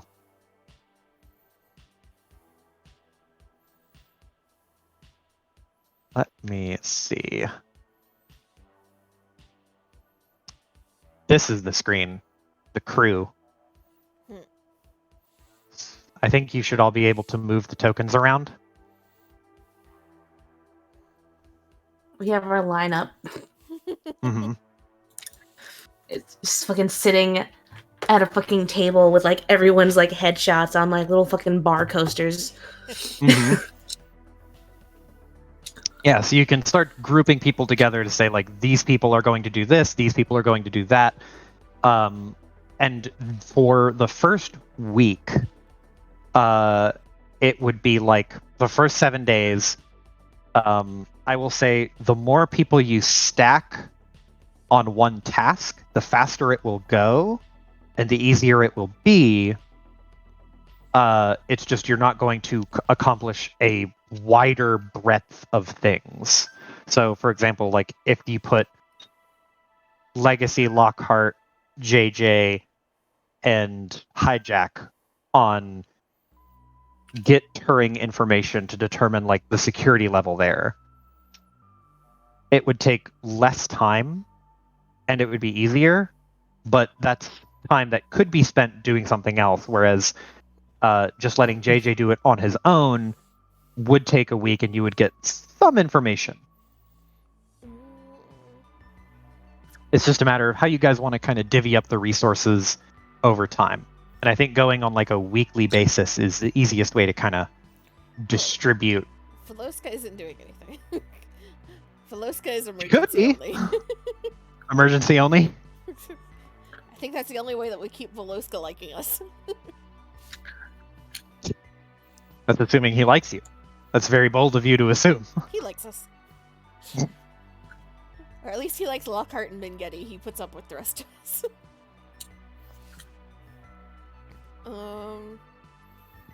Okay. So we don't have anything specific to build yet.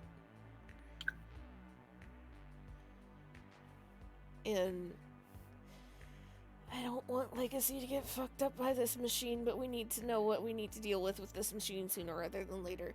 So first week, I propose Kaya and Bengeti have a discussion about the full dive. So we can get that up and running faster.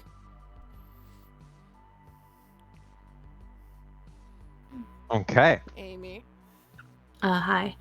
did you hear what I said? Yes, I did. What is your Just give me vote? a second. I'm downloading something. Downloading something. Wait, just give me one second. I hope you're. Downloading? No, I'm not actually downloading something. You'll see in a second.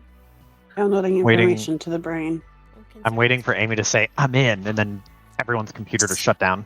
Shh, it's a secret. You were supposed to fucking rat me out, bitch.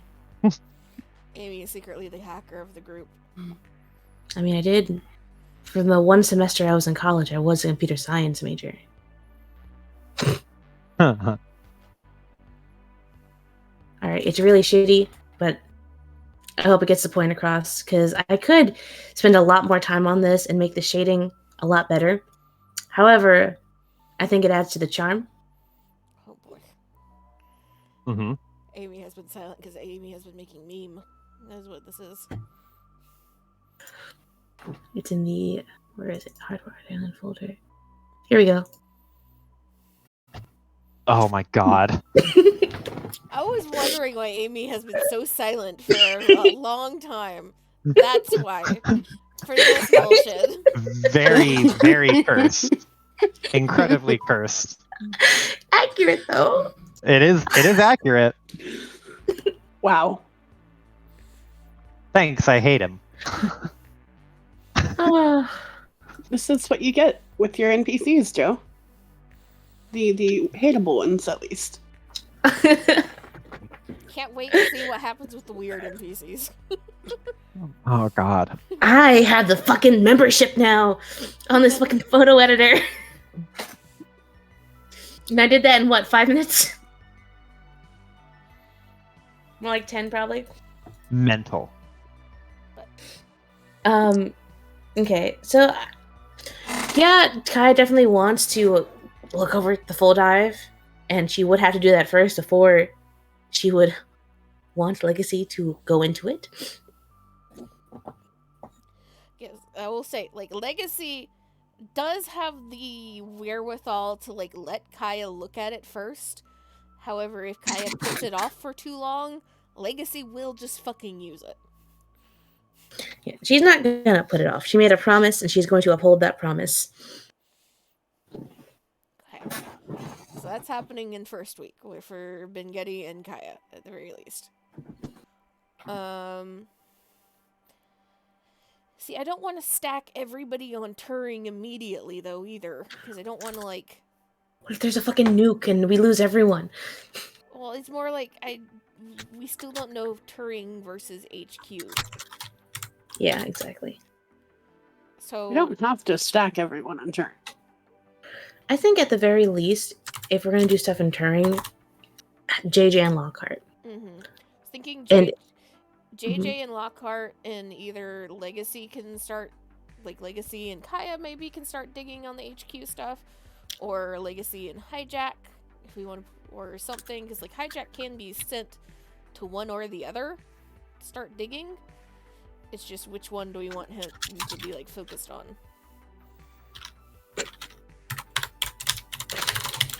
Probably. I think, Go ahead. let's say, I think maybe keeping Legacy and Hijack together, because you wanted also to get Hijack more, Hijack and his buddies more, well, be better hackers. So it Good could be hackers, a but they two for beefing up. 2 for 1. Yeah, so kind of a 2 for 1 while they're doing stuff, maybe. I'm joining the Just a thought. Legacy hacking school. it's a boot camp. I already turned Cosmic, a non-hacker, into a semi-hacker.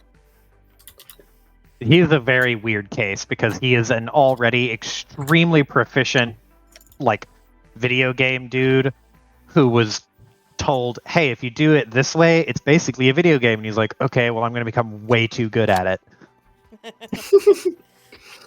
I'm gonna speedrun this. Yeah, speedrun hacking.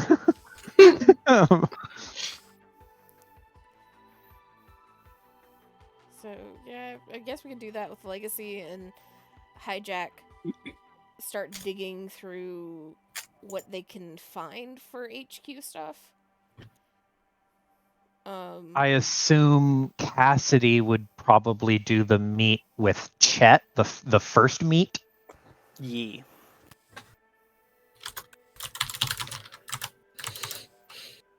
Which... it'd be really nice if we could get Kaneko. He don't know where she went, though. You could... We could see where Kaneko is. Because the thought there is Kaneko, she was not the, like, fucking ninja that Neon was, but she is kind of trained in spotting things, right? Mm-hmm. She is a spotter con artist or artist of some kind. So if we could somehow convince Kaneko to play nice and tag along with Cassidy, like have her like be Cassidy's assistant or something, intern, Mm-hmm. she might be able, while Cassidy is distracting them and chatting them up and like, you know, all that good stuff, she might be able to pick up on things that Cassidy might otherwise miss. Mm-hmm. All That's the also social people. Cody's big moment, so... I mean, Cassidy is not a detective. She knows how to talk to people. and she knows how to lie, basically. So take that for what you will. Because I don't know. I feel like Kaneko and Cassidy, depending on where Kaneko is at, could be a very, very effective team up.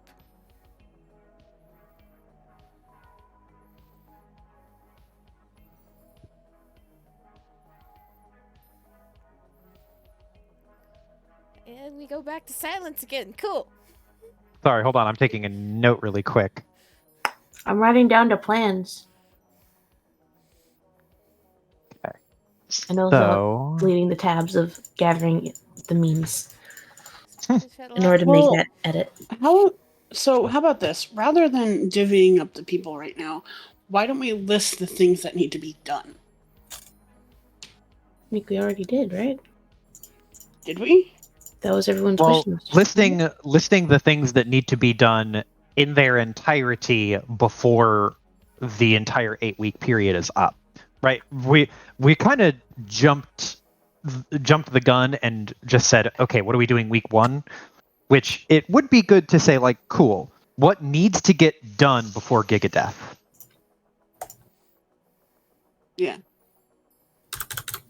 So that's why I was thinking, like, having more of a list of, like, To-dos. Right. Yeah, to-dos, and then organizing it on optimal timing. Well, Mm-hmm. Okay. It's just This my seems- suggestion. This seems good. I am amenable to this idea, though I am not a player. So if you were making a list of things to do, obviously check out the full dive. Obviously meet with Chet. Gather information from Turing Ward. Do some Turing Ward reconnaissance.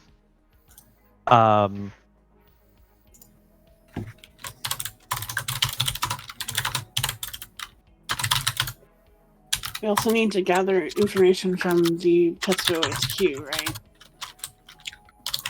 Mm-hmm.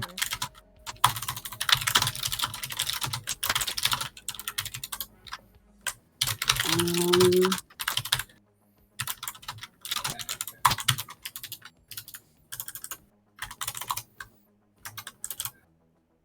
wow, why is my mind just blanking right now? Holy shit. Because I feel like, Um, to be honest, the checklist for what needs to be done isn't very long because we're needing information first. Yeah. Yeah. A lot of it's just we need this and that, and we can't proceed until we get more information. But we can get this checklist down and then say, like, this takes 1 week, this takes 1 week, this takes 1 week, and then you can say, like, cool, we want to know this first, and then if we get some information out of it that is huge, we need to readjust our schedule here. So, okay, if we're doing it that way, we have the 4 things, right? The full dive, Turing, Tetsuo, and then the chat meeting, right? Rather than... Oh, yes. sorry. I was going to No. say, well, if those are the only things, then we can just tie people who are best associated with that anyways. So, like, Marcus obviously would be decent for getting Tetsuo information. He's there. He can kind of get Mhm. more... He might not get anything great, but he can get more general stuff and maybe some potential layout things. Who knows? We said Ben Getty would be for the full dive.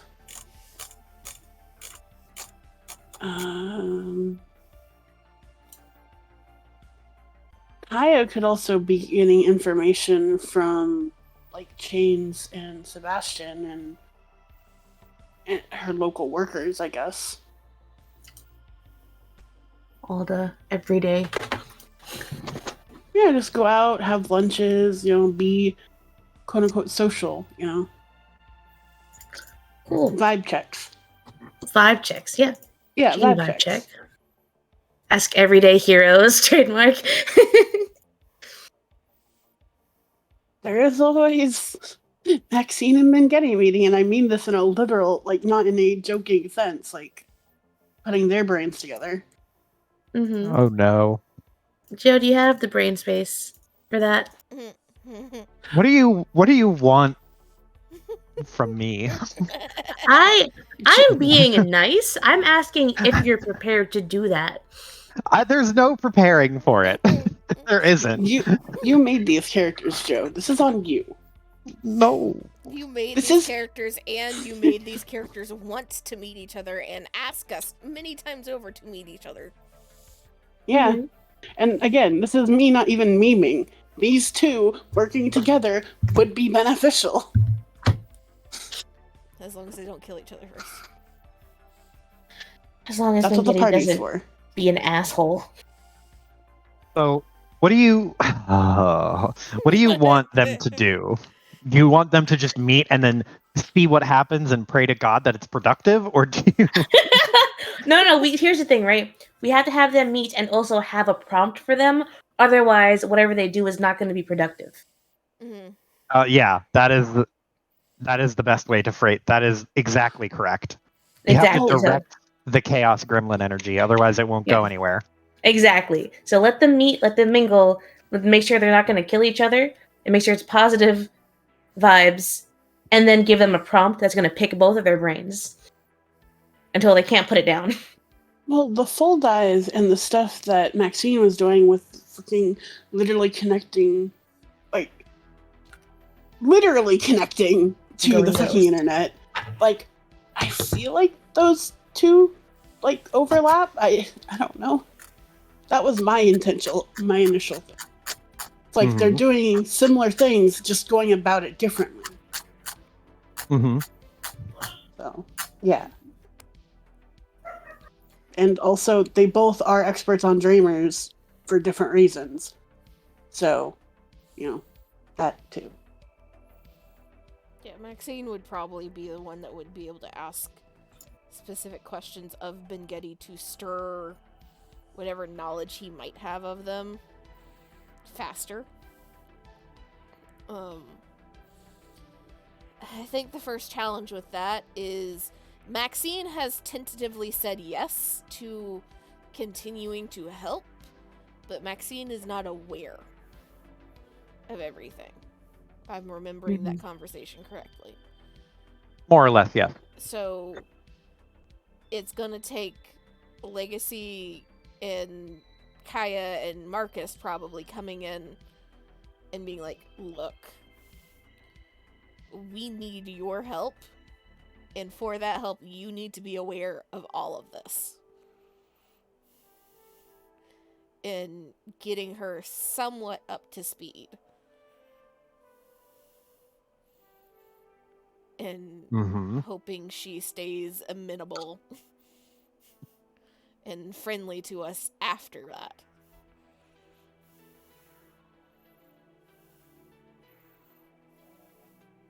So I think that's the first step with getting her involved in things, which could very easily happen in the bringing her brains.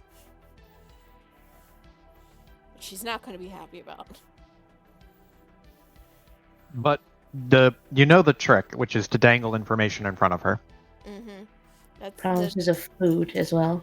food and conversation and information. So, like, Legacy has not a plan, but a general path on which she is going to walk to deal with that situation. It's going to require either a Kaya or a Marcus. Ideally, both, but either works. Must have at least one.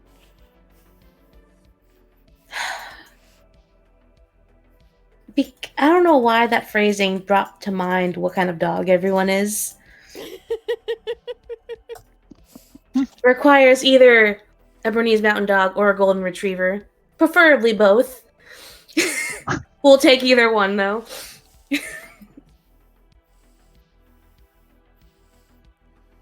Okay.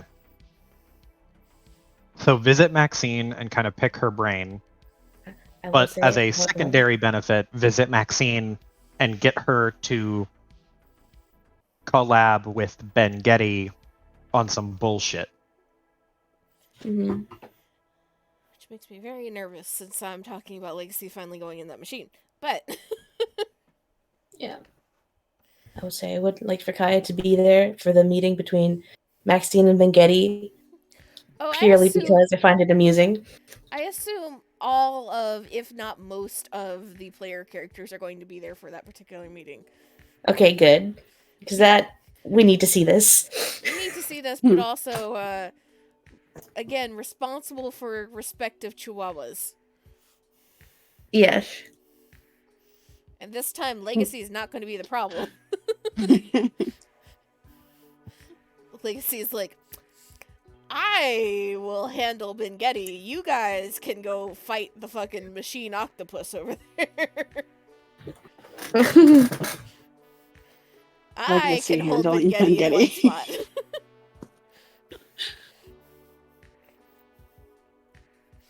Her one opportunity to just fucking tackle Bengetti and nobody's gonna stop her.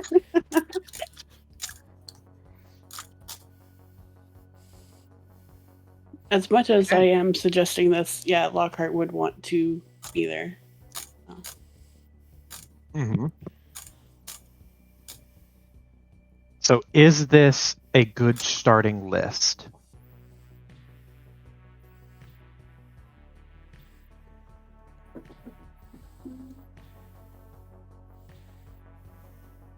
Yeah. Did I miss anything? I don't think so. Okay. If this is our list, I would say depending on the different elements that you pick, you could reasonably accomplish 2 to 3 in a week.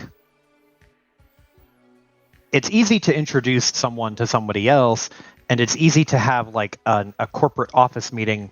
It might be difficult to do a corporate office meeting, introduce someone to someone else, and also like investigate to a thorough degree some experimental bullshit technology.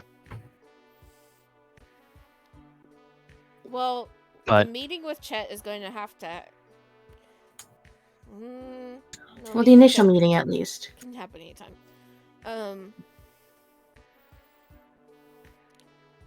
I figure the meeting with Chet and then the reconnaissance, like, so the first 3 things are our primary get done with in the first week. Ideally, the first 4. Because those all essentially would require different things, and essentially how I've shifted things around already with these tiles. Yeah, that looks kind of right. With Lockhart and JJ dealing with Turing, Legacy, Marcus, and Hijack dealing with the HQ, Cassidy, Kaneko, and Talmay dealing with Chet, and then Kaya dealing with Bengetti and possibly her 2 work buddies. All right, team. Break. Because moving. For the most part, other than just like specific questions and like things that might come up in the moment, those can be accomplished individually with the player characters. Mm-hmm.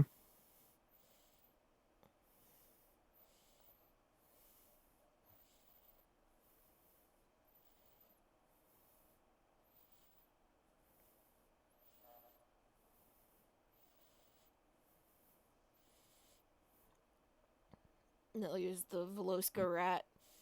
Cosmic and Maxine is not really being involved in any of this, but they don't really have a place to be involved with any of this at the moment. I mean, could we get them involved in some way? Probably. Rat would love to get her nose in this. That's on Amy if she wants to involve Rat. I'm sorry, it cut out. What's going on? Just looking at the 4 that have not been assigned to a group, essentially, and saying, can any of them be dropped into any of these like specific like missions happening? And Joe's just like, Rat would love to get her nose into this. And I'm just like, yeah, I think Rat would be a good resource here because she's effectively another Kaya. Mm-hmm. So I think it would be good to get her involved into this purely to have another engineer person to do all the mechanical stuff. And again, effectively another Kaya. Wish we could do more building stuff early because, like, those are usually the time-consuming things. Yeah. Well, I mean, if there's a whole bunch of engineers and people have worked on the station to various degrees, they may not have the specifics of that building, but they might have the specifics of the surrounding areas or the buildings beside them and all that type of stuff to begin laying out a map of sorts. So if we just want to throw all the engineers into one bucket and say, like, hey, do you or your buddies know anything about this? Everyone Start worked on piecing different together. parts of this area. Together they can map it out. Oh, but I cannot I move would Rat, be though. so down. Oh. I can't either. Rat's immovable. What? Rat's immovable? Mm-hmm. Nothing can shake her. Rat says, fuck it, I'm too old for this shit, I don't want to deal with it. Huh. I feel like it's the opposite. I'm too I old was for gonna this say. shit, so I want to do more. I've got nothing to Nothing. lose. I'm too old for anything to try to kill me by now. If I would have died from stupid shit, I would be dead by now. But yeah, I'm down to get Rat up to speed and involved. It's just a matter of what do we want to set her sights on.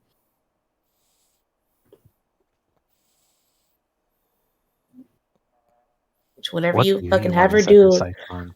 it's not gonna look pretty, but it's gonna work and be highly illegal. Not street legal, that's for sure. Not street legal in the slightest. The thing is we don't have anything right now that needs to be built because we don't have the information. Exactly. Mm-hmm. We can just get her up to speed and have her like in the know so that once we do have information, she's good to go.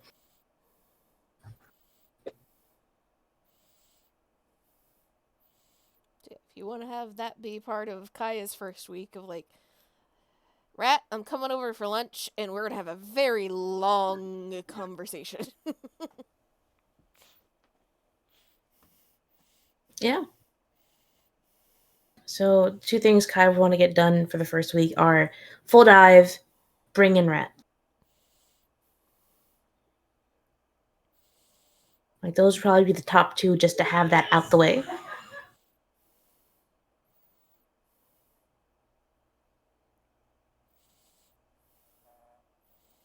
I don't know. Did Maxine work in Turing Ward?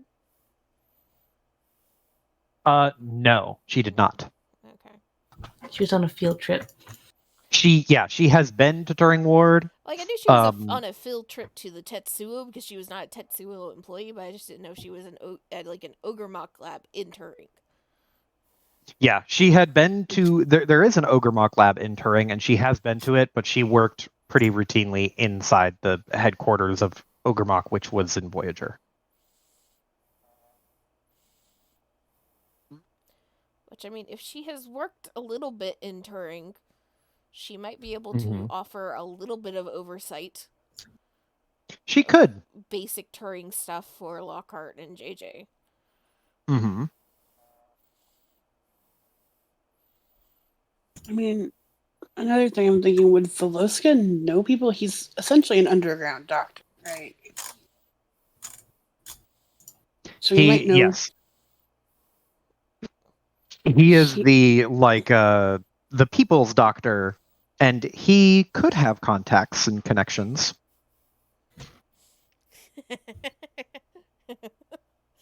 I just realized that Veloska and Legacy's mom would get along. Mm-hmm. Oh no.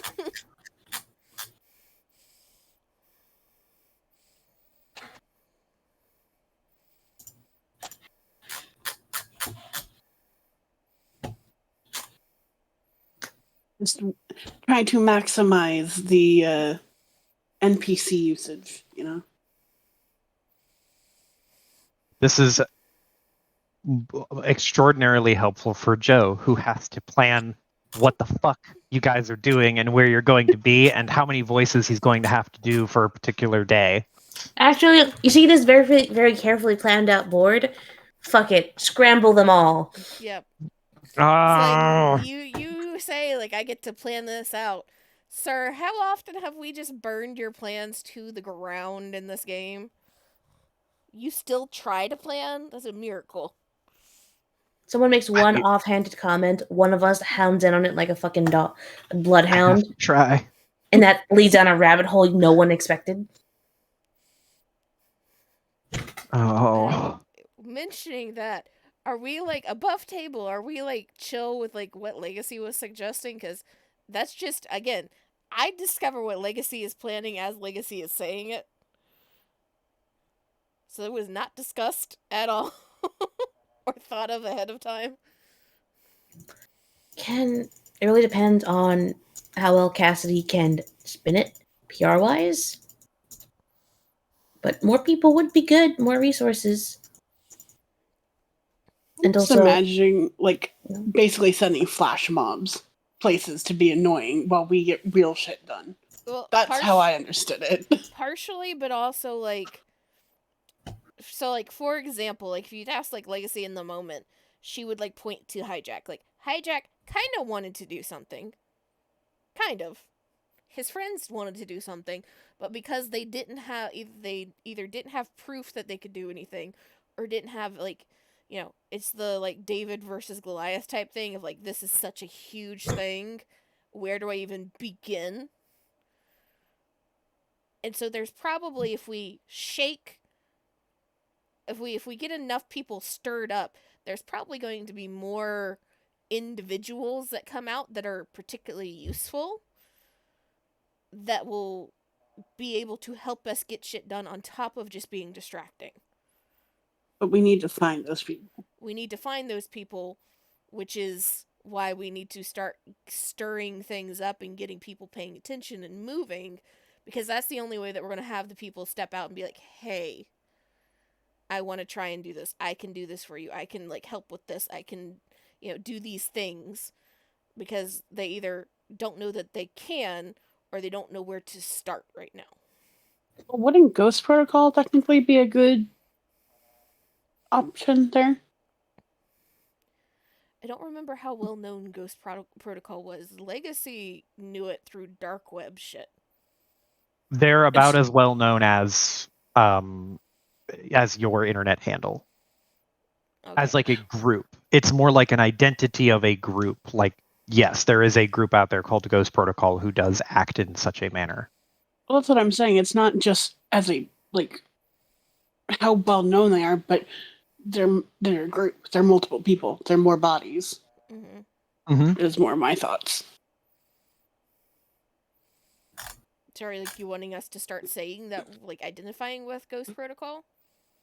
No, but they are people that are known to have issues with corporations. The Ghost Protocol is only JJ, Kaneko, and Neon. Is that true? I thought it was a separate group. The Ghost Protocol group consisted of people outside JJ, Kaneko, Neon, and etc. It's not like a movement. It's not like a huge, 100+ people kind of thing. But there are other people outside of that particular group. Ghost Protocol does have other members. Oh, I always thought it was just the three of them. No. I think that's been stated multiple times. I remember. But yes, they had not played a major people. part. Believe me. Yeah. Yeah, so that's, I was under the assumption that they were a branch of Ghost Protocol, essentially. Yeah, basically. They are a small constituent group of the Ghost Protocol, like, collective, so to speak. But that means that these would be the people that JJ would be reaching out to and have connections to. So they're already kind of being tapped.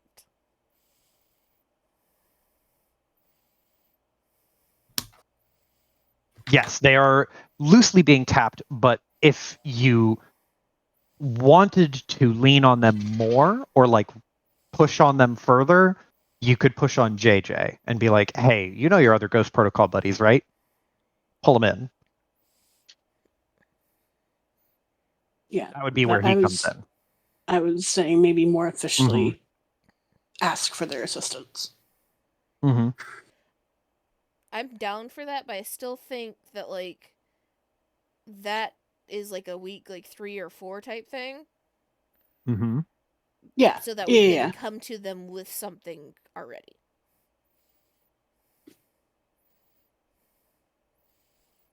Okay. I agree with that. Yeah, that was just more of like we're trying to build a group, and more people.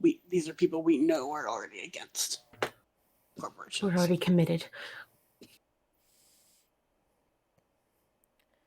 So I think this divide is about as divided as we can get, except for like maybe Maxine helping a little bit with JJ and Lockhart. Okay.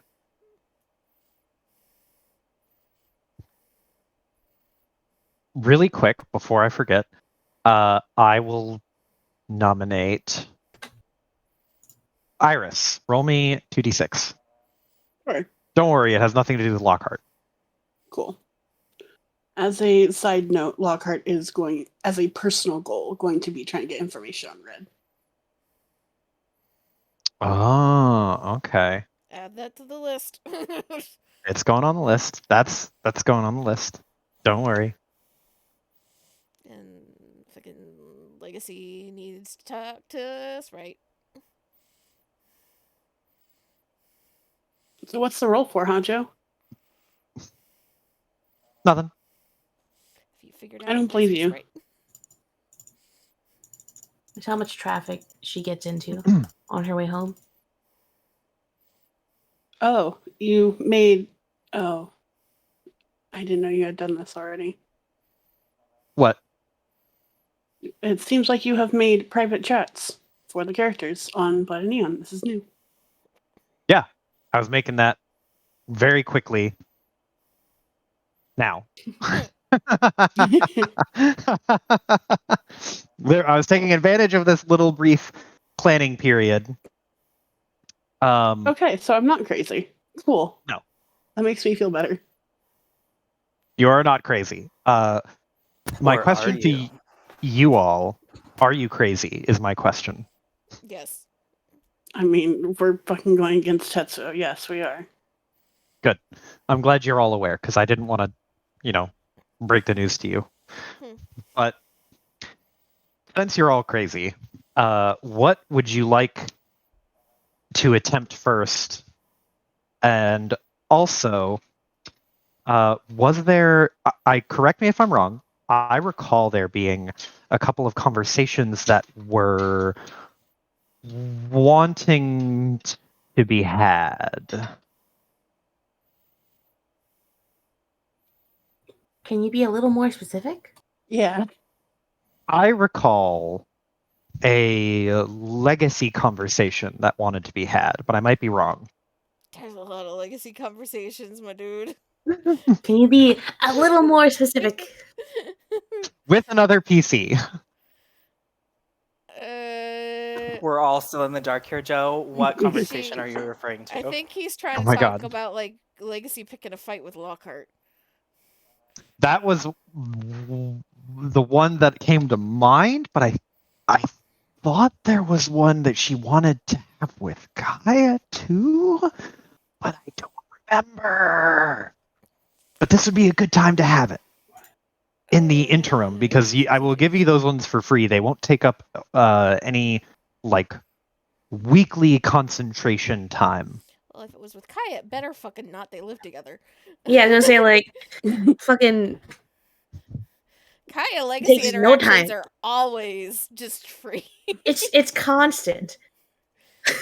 The interactions are, I wake up. Yeah, exactly. I wake up already interacting. Why? Someone stole my soldering iron, and I know exactly who it is.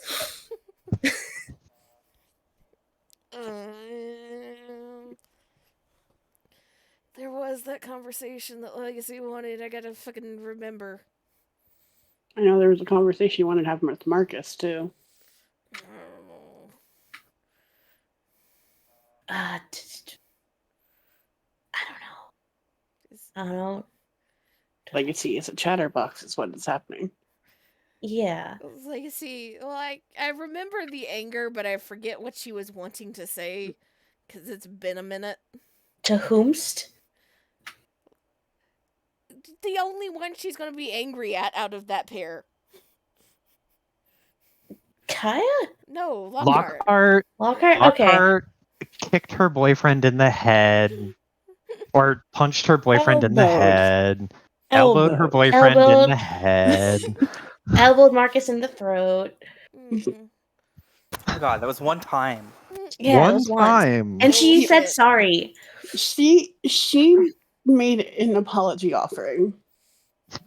She did not technically say the words "I'm sorry," but she did do something that is, through Lockhart's actions, apologetic in nature. Yes, exactly. Here's an ice pack and an ibuprofen. I'm not sorry I punched you in the throat, though. No, it's here's an ice pack and an ibuprofen. I'm not saying I'm sorry, and then leaving. I'm not verbally stating that I am sorry. The remorse in my tone of voice is all you get. And my Because I am. actions. Listen, I'm emotionally damaged. Okay, call her out, why don't you? Thanks. But if you want to do that now or later, you can. If not, I would like to know what your priority kind of setup is for the things in your to-do list here. And we can start from the top of the list.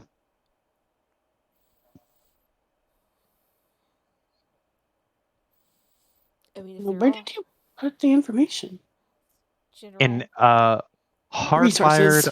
Island RPG resources. And y'all can copy this list, add to it and rearrange it, and then paste a message in Hardwired Island resources and be like, this is the priority list. Like the to-do list organized by priority. well, I mean, I imagine both reconnaissance things are like Over time. over time. So like out of the top 4 that I would say would be like the week 1 would be the full dive and meet with Chet. Okay. Why don't we do the meet with Chet? Mm-hmm. Because I'm assuming you're getting at like, okay, which RP thing am I dealing with first? Yes, I'm trying to figure out what I am going to have to do. Yeah, I think the first priorities from that list is meet with Chet and full dive, with the reconnaissance kind of understood to be background, maybe roll 1 or 2 things. You don't have to set up anything unless you want to. Okay. So if you want to do the meet with Chet, I will say you won't have access to Konako. She has not revealed herself to you yet. You can reasonably squeeze another person in so that, if you wanted to have 2 people present to do more reconnaissance, it's not just Talmay and Cassidy. But if not, then those 2 will go to Tetsuya, and it will be a nice little luncheon. Is it reasonable to think that if we impress upon Kaneko, or have JJ impress upon Kaneko this situation, she would get back, maybe not within the week, but fast? She could get back. She would probably. Let me roll. I'm going to roll for JJ. And the meeting with Chet doesn't have to happen right now. Yeah, like it can literally, it's probably the most flexible thing on the list. So I'm okay if we hold off on that if we want to wait for Kaneko. But I know Cassidy would feel more comfortable if there was some kind of, even if Kaneko's not necessarily muscle, if there was some muscle. It's like if we can push it off to week 2 or 3, so it's still early enough to workaround to get Kaneko in, Uh-huh. and then thought of if we can get Kaneko in, that could be something we can have the engineers work on of another bug of some sort. Mm-hmm. So I will tell you right now, I will say that if you had told JJ, like, if somebody had expressed to JJ, hey, tell Kaneko we really need her help, or like reach out to us. If anyone communicated that to JJ, he could reach Kaneko. And Kaneko would respond not within the first week, but within the second week.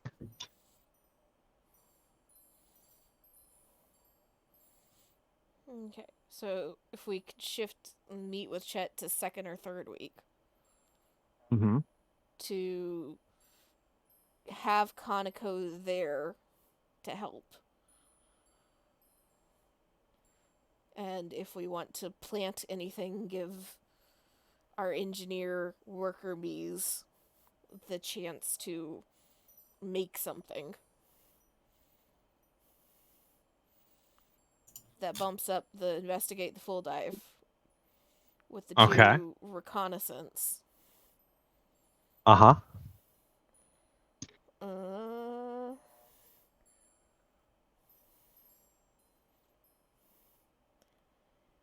And the other thing we can have Cassidy work on, if we're not doing meet with Chet first, is have her start pulling strings and figuring out some of the specifics around Gigadeath.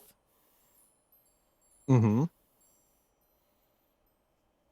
So if we need to use that, we can use that. If we need to slide somebody in with that, we can try to slide somebody in with that. Because Cassidy should have a few musicians in her back pocket, right? Yeah, I'm sure there's someone on the Mhm. payroll somewhere.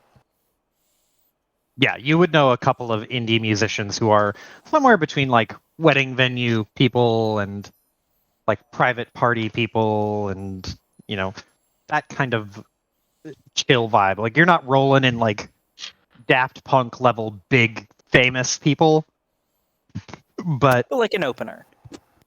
yeah. Opener. Get the most famous person. Hmm. Dr. Octopus.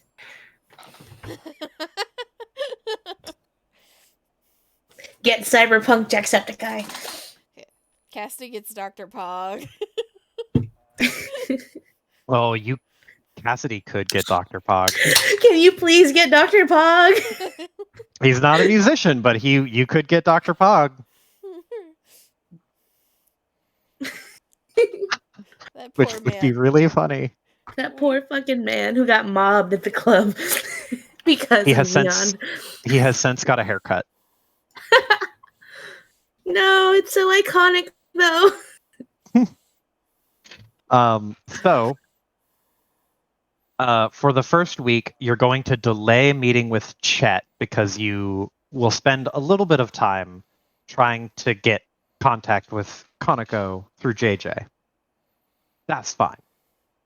But from there, what's the next step? Reconnaissance to Turing Ward with Lockhart and JJ and anyone else? Just the two? A little bit I'd of like help to from make- Maxine. A little bit of help from Maxine. She won't be there in person, but we can do a little brief meet. Mhm. I have a very specific request, Joe. Yes. Can you replay the music? Yeah, the music's Thank Oh, yes. you. I feel like someone's got to say it. I want the vibes. I will say it. I was gonna say it I- earlier, but I forgot. Just hit Yes. loop. Playing? So quiet. Okay. So, Sounds so slow.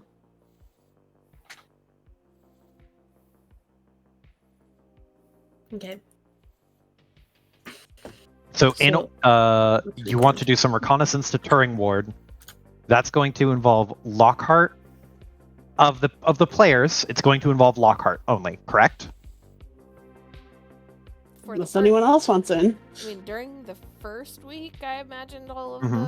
the, since it's very much the beginnings of the like pulling on strings, the kind of like, okay, break, and everybody go pull on their own individual strings, Mhm. unless something comes up that's like, I need this person's help right now.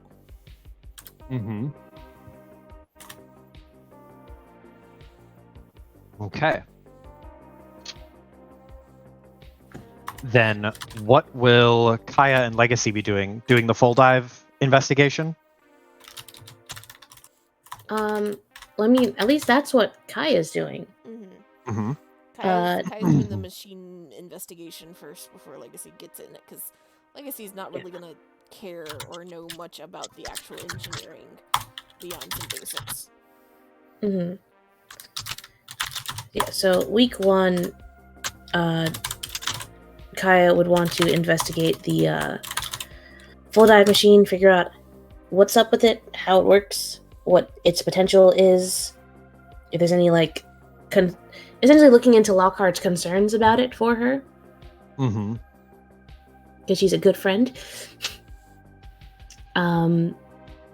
And whether it could fit into week 1 or week 2, she would want to pull Rat in. It's like, hey, I'm coming over for lunch. I'm probably going to be staying till dinner. You're gonna pull Rat in to investigate the full dive? I No, meant in general. Oh, Into the okay. group. Nah, Okay. no, fuck no. I was about to say, like, No. okay, she has no experience with brain technology, but No, she'd be and she is- down. She is not going to get experience with brain technology. that would be another fun interaction. Rat and Bengeti. That would be... The two most opposite ends of engineers that you could hope for. Somehow Kaya is the in-between of the two of them. I like how the in-between of two incredibly talkative people is someone who is not that talkative. It balances out. It balances out. You swing down in the middle, and then you swing back up. It's a bell curve. And But, like, in reverse. calling Bengeti talkative is very situational. Yeah, True. I mean, Kaya's not exactly quiet. She can be talkative. She just doesn't feel like it's, like, imperative at the moment. Mm-hmm. Okay. She's So- surrounded by talkative people, so why does she need to talk? Exactly. It's like someone's already talking. There's no need. But she does go on tangents all the time. So for the first week, Kaya is going to investigate the full dive on a mechanical level, and then just pull Rat into the group here to kind of get her attention. Mm-hmm. Okay. Legacy, what is your plan for this first week? Start digging into HQ a little bit with Marcus's help, and maybe Okay. the park, and if at all possible, start whipping the round table boys into shape a little bit more. Oh, is that going to be their name? The Round Table Boys? I don't know what else to call them. You're That- the one who made their names really nerdy. That's true. That's good. That's a good name. The Round Table Boys. Which it's funny to me because there's already a group called the Terabyte Boys, which is already a stupid techno pun. And here's a medieval pun. Amazing. Okay. So let me see what I have here. Week 1. So in my notes, Legacy talks to the Round Table Boys. Mm.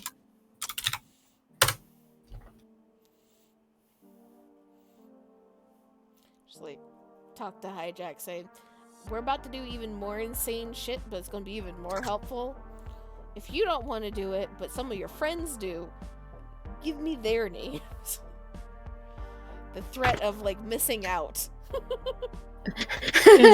Is Cassidy able to assist with something, maybe? FOMO.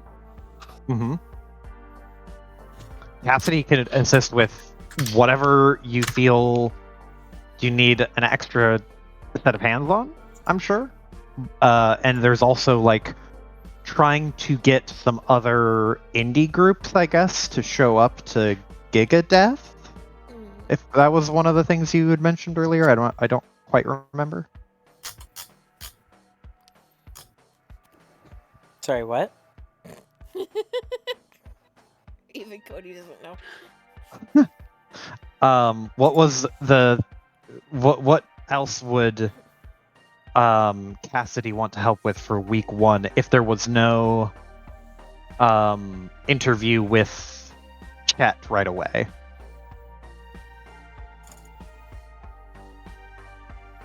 I mean, working with Talmay on prepping for the interview, or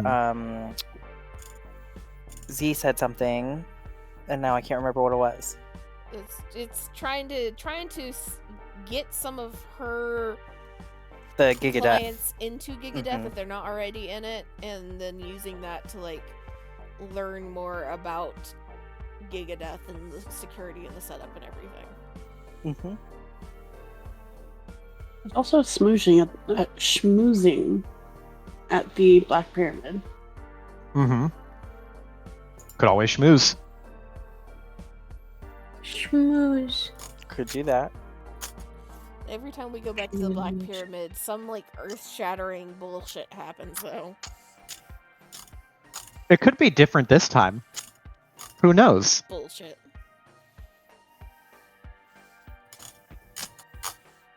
We're gonna walk into the Black Pyramid, sneak into this next floor from the elevator, and see fucking Jonathan turn around in a giant chair holding a white cat. Jonathan. Jonathan.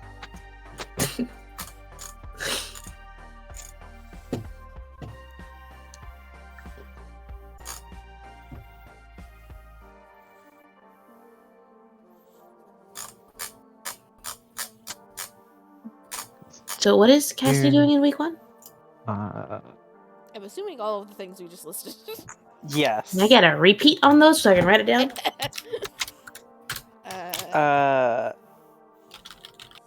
Helping Tommy. Prep Talmay for the interview. Working the Gigadeath angle. And if time and brain power permits, maybe a Black Pyramid?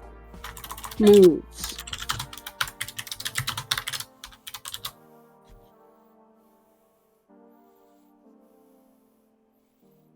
Have you been informed, Cody, of the dangers of the Black Pyramid? Cassidy is a regular at the Black Pyramid. Oh boy. Mm-hmm.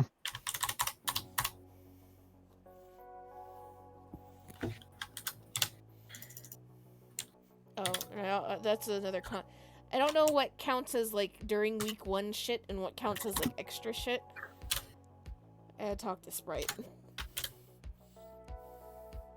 Talking to Sprite we can do now. Okay.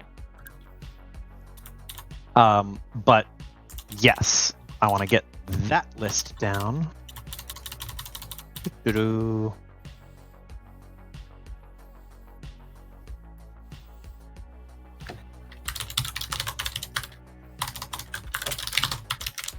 There we go. And I think this again, like, would be more just over the course of the 8 weeks, tracking down Red for Lockhart. Okay. Get little bits and pieces of information, and whichever path Lockhart is not on at the end of the 8 weeks is the path that Red is going to choose. It's just like touches concrete. He was here recently. like wipes a finger on the pavement and just like brings it to her mouth and just Red was here. I can smell him. The paint. I know that type of metal anywhere. So, Legacy. You got this text from Sprite. Do you want to try and like meet up with her or just text her back or what? She would text them back first. Mhm. Just being like, yeah, I heard about it. I'm thinking about maybe going or checking it out. Are you working it? So, remind me again, Sprite was a friend of hers who currently works as like, or last Legacy had heard, worked as a bartender, or not bartender, like bouncer for a club. Yeah, they were kind of childhood friends, grew up together since the station. Or since coming to the station, and that, last she heard, they were working as a bouncer and a DJ. Mm-hmm. The bouncer was the primary paycheck, but DJ was fun off time paycheck. Yeah, so you hear from Sprite that they really express a lot of excitement about this, but it's like something to the effect of, dude, I got a spot at Gigadeath as entertainment.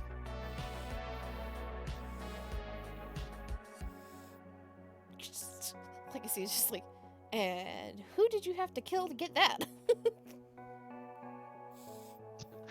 That like a little bit of like a laugh and reply, just like, just I didn't have to kill anyone. I will have you know that my talent speaks for itself. And a whole bunch of other indie artists were invited along. This is going to be an absolute rager of a show.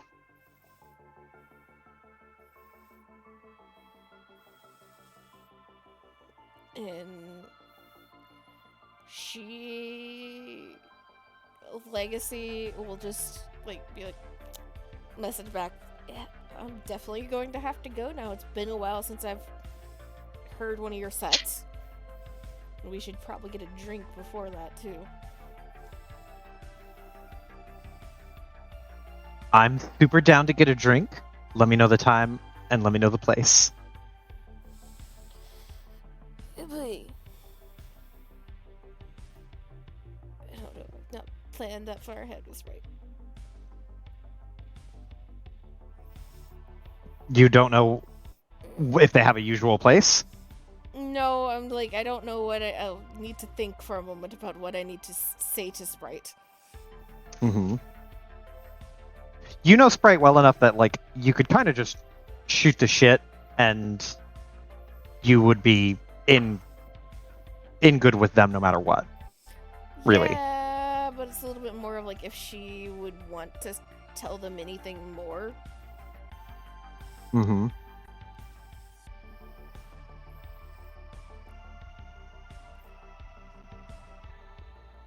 And plus my spoons are starting to run dry. This is fine. We're winding down. This is mostly like to prep the next couple sessions. Yeah. So she'll set up a meeting with Sprite somewhere in like Adam's ward. Okay. Easy enough. This gives me time to think of a good voice.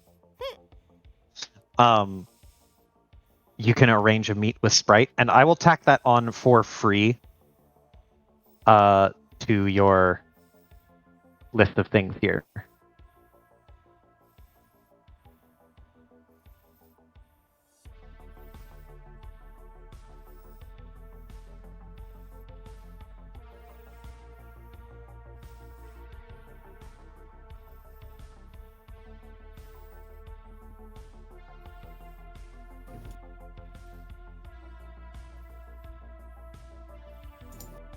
Nice. There we go.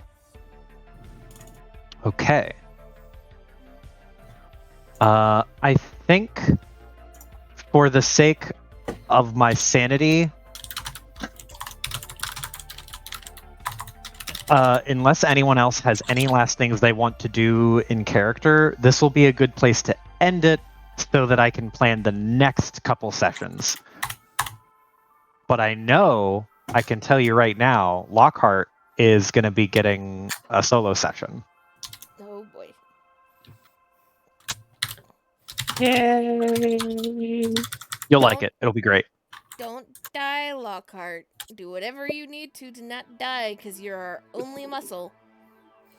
Don't take off that fucking bracelet. I mean, you guys got Marcus now. He's been beefing up. Mm-hmm. This is true. This is true. However, Marcus does not have all the fucking, like, bullet avoiding shit that Lockhart does. Bullet avoiding. Bullet avoiding. Lockhart says with a bullet wound. It's all the shit that like makes it harder for her to be injured. He's got shell up. He's got like block with arms and hope it works. Technically speaking, his arms are probably more durable than her suit, so... Technically, yes. Mechanically, different question. If I'm looking at this right, it also looks like Cassidy. I could also get you a solo session, which would be cool because it would be like verbal combat. The Black Pyramid. I want to see this. It's time for a quip. Hell yeah. Be ready to bring it, Cody. Be ready to be so fucking quippy that Joe has nothing left to do except give you the win. That's a big ask. But I'll do my best.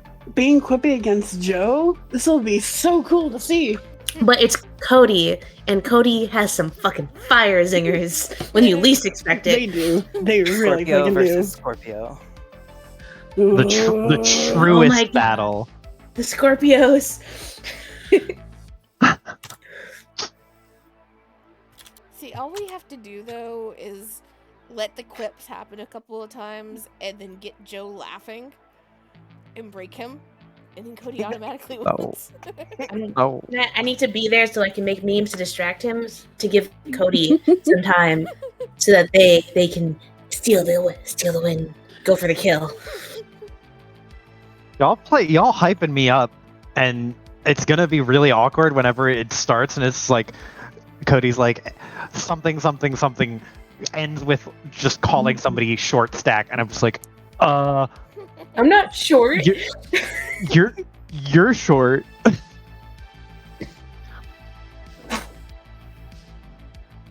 But this is good. I'm going to plan 2 kind of half session solo sessions, and then I will plan the full dive investigation for Legacy and Kaya. Kaya is investigating the full dive. That's true. You're investigating the full dive on a mechanical level first.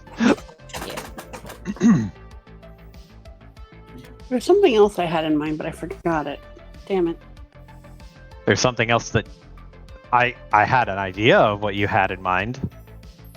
No, it wasn't that. It was something else. No, Okay. I will endeavor to remember what Legacy wanted to talk to Marcus and Lockhart about specifically. Other than Well, wasn't a lot of it to do with Marcus getting training, Lockhart beating the shit out of him, and also Marcus throwing himself into danger? Yes, but there was like specific things I had thought of that like she needed to say, and they are gone now. Hmm.